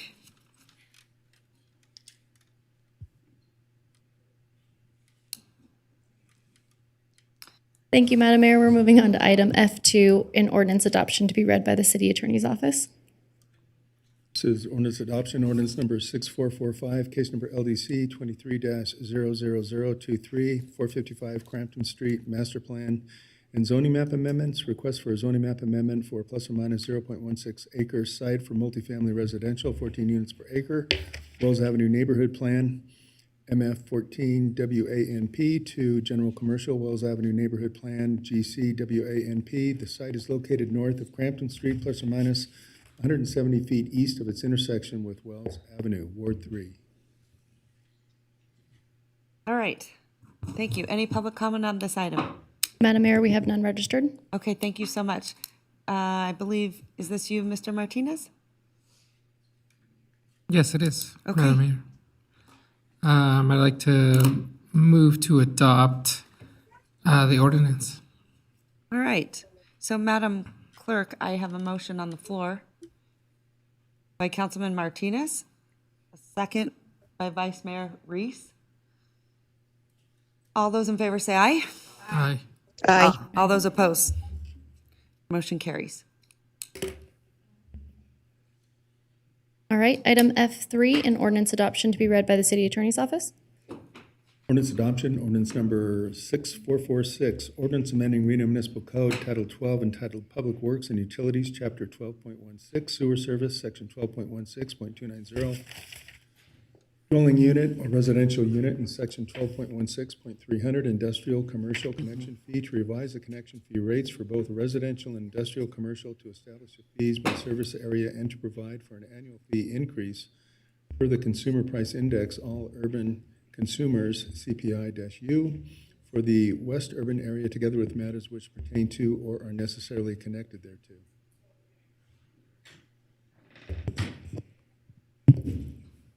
Hold on, I'm sorry. Adopt.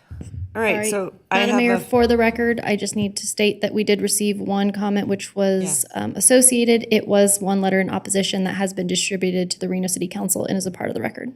okay, thank you so much. So I have a motion to adopt. Yes, go ahead. Oh, hold on. I have a motion to adopt by Councilwoman Breckus. Do I have a second? By Vice Second. Mayor. I'm going to send it for discussion. Go ahead, Councilwoman I have a Taylor. question. Go ahead, Councilwoman Taylor, and then Councilwoman Dewar, I'll get to you in a second. Great. Thank you, Madam Mayor. I'm wondering if there is any opportunity to push the effective day out a couple months to have some discussion with stakeholders. John, would maybe in April, is that something that you would entertain? For the record, John Flansburgh, Regional Infrastructure Administrator. So the way that this is going to be enacted is going to be on future building permits come in. So building permits that are already actively in place are there now. So I don't know that I'd recommend that we would push this out. I think the effective date is... When's the effective date?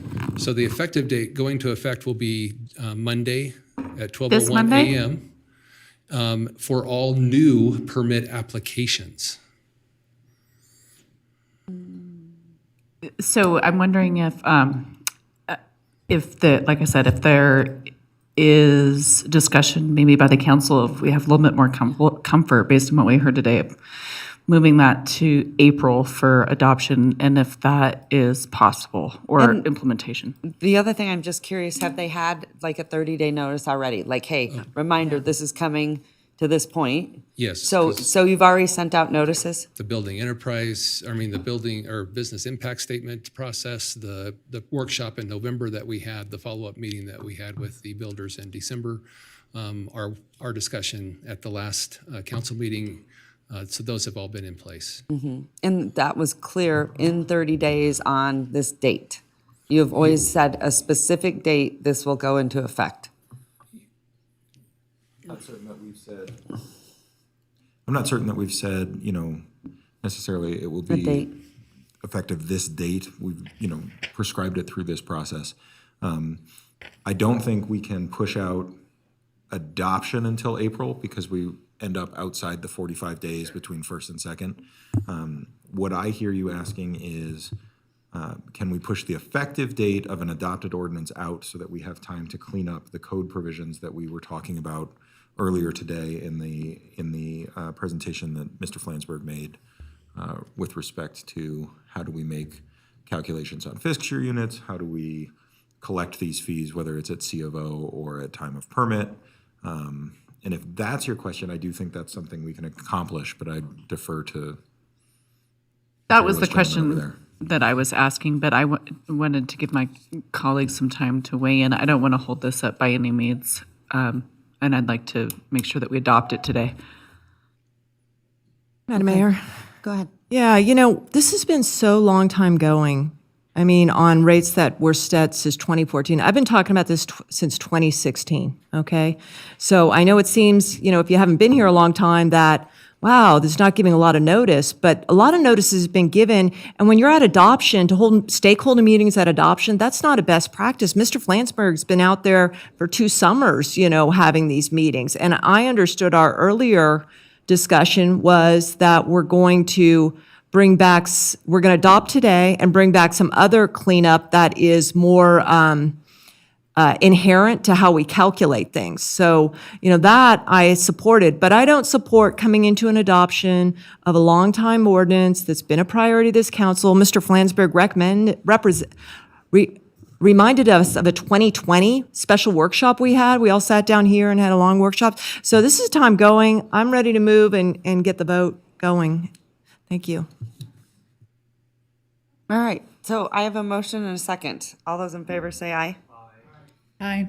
All those opposed? Aye. Motion carries. You have that, Madam Clerk? Okay. All right, sending it right back to you. Thank you, Madam Mayor. We're going to move on to item G1, which is city council comments. Oh, I'm sorry. I made a mistake. This is, I guess it's been a long day for me already. This is the appointment to the Truckee River Flood Management Authority Board of Directors.